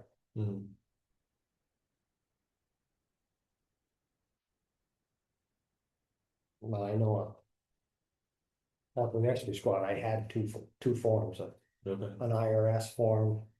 And a state of Vermont tax form for fuel. So I don't know if the federal one, it is just the EIN number. But I had a piece of paper. Yeah. Bixby's needed. For tax exempt, so I don't know if that's what is. And that is Marcel, they're asking for that extra form, or they're No, just they saying we do don't, not, they collect it and. they don't care, yeah. When I talked to Champlain Valley, they said they do. Like 16, 17 municipalities and that they're all. Actually, that doesn't get charged, so. You could change. The discussion previously, because of the amount of fuel that we use in a year, we have to go to a bidding process. Oh. Is what I got told. That we can't just change. They were 10 cents a gallon cheaper and 24 cents tax cheaper. Well, it's 34 cents a gallon cheaper at the time I checked. But Yeah, there's protocol that we would have to put out a RFP, right?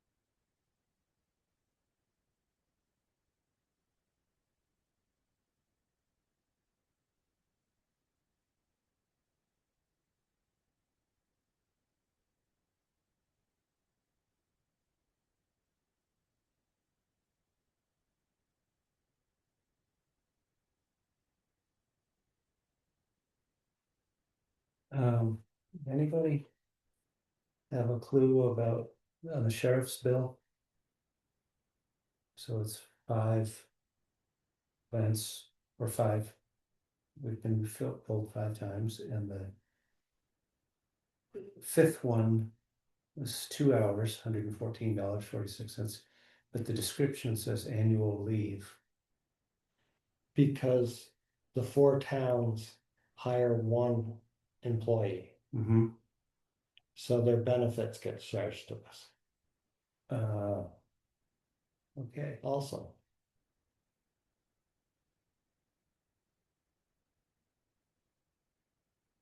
I don't think that'd be rolled into the unit cost, but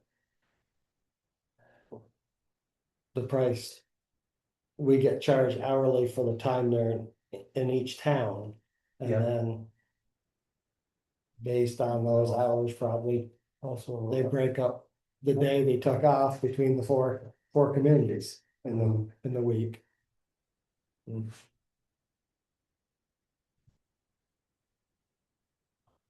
We've had a discussion, had a little difference of opinion when the contract came in June for their financial year, and it was more than what we had budgeted for the year. We changed their contract not to exceed what we budgeted for. So, at that time it was,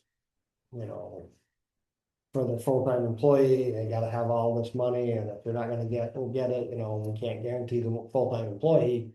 Right. But we hadn't ever used up what was all budgeted, because they didn't work that much. Right. So. And I don't think we overspent our budget. With them either, again, so. Yeah. I'll make the motion that we pay the bills. As presented. I'll second. Any further discussion? Hearing none. All in favor? Aye. Approved unanimously. On that note.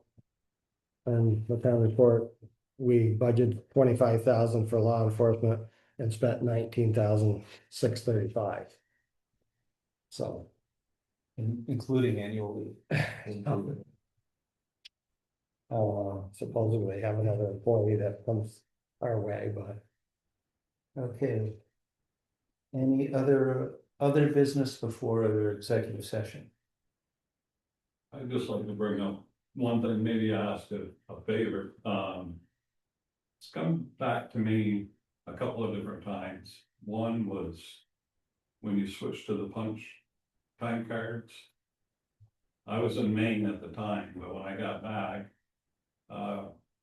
because a reliable source to me told me that I had been blamed for taking time cards from the garage, that time cards weren't, they were missing. I don't need that headache. And more recently, it's been brought back to me that I've been erasing messages on the machine at the garage. That one's an easy fix. I haven't been in the garage. I don't have a key to the garage. I have no reason to go in the garage. But as far as the answering machine, it's still got my code on it. Get the code changed, give whoever, and that'll take care of any accusations of me or erasing messages or anything.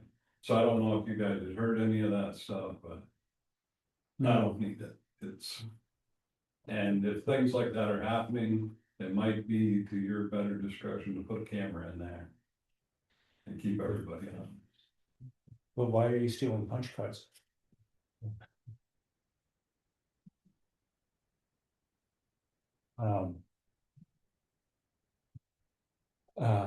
Yeah, so I don't. Is there a code? I mean, my answering machine at home, you just hit play. To get the messages, my code was my mailbox number, 1071. And they've been using that right along. So if you don't have the code, you can't get the messages. So if that's an issue, just get the code changed. I mean, It's a VTEL answer. Okay. The town there and here, I guess, is VTEL service. So you have to log into it to get the messages, I guess. Okay. Star 99.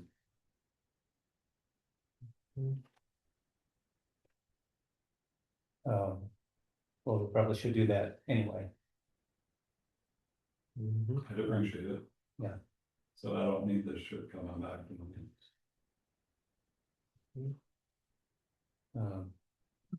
I was a scapegoat for 30 years, I don't need it anymore.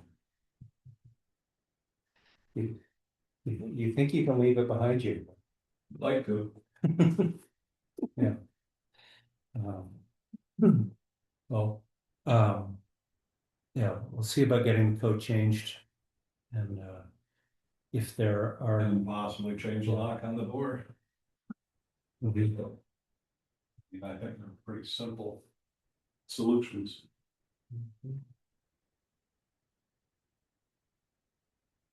We're gonna do better than that. We're gonna change the building. Another wishful thinking. Thank you, gentlemen. Thank you, Bill. Have a good evening. You too.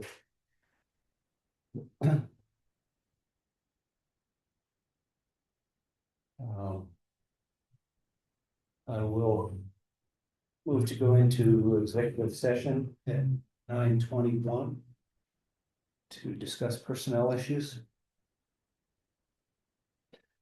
Second motion, yeah. Yes. Board members present. So we have moved out of executive session at 10:12 PM with no action taken.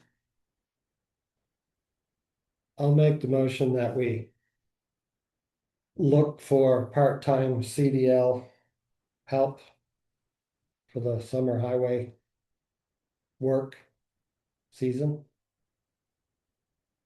And at this point is that there's not a, it's not a commitment to 20 hours a week. It's just sort of an as needed basis. Cause our Look into. Part-time help. part-time CDL for the summer season.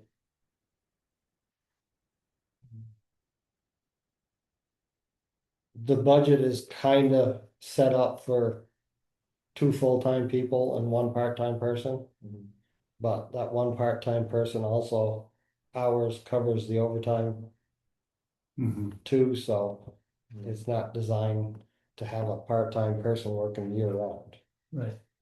So that's a seasonal part-time person. Yeah, You. I made that motion.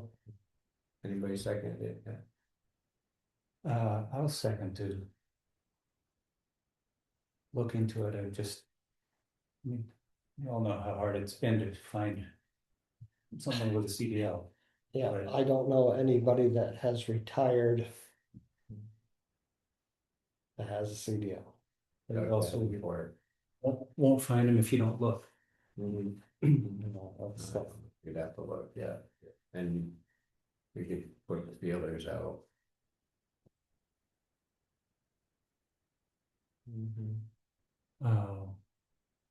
So motion made and seconded. Any further discussion? Does it need to be a formal, what's that called, like a request, like? Can you, Interview, yeah, I guess yes, that's, we would have to interview. Or Protect what? the credentials, yeah. but I don't think we have to, Don't have to Because- post it publicly in the whole 9 yards necessarily. Like, cause we don't have the free press anymore and the Rutland Herald is, Front porch forum. right, that's kind of the best, closest thing we've done. Okay. Okay, all those in favor? Aye. Aye.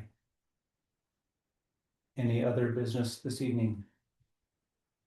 Hearing none, move to adjourn at 10:15. We will second that.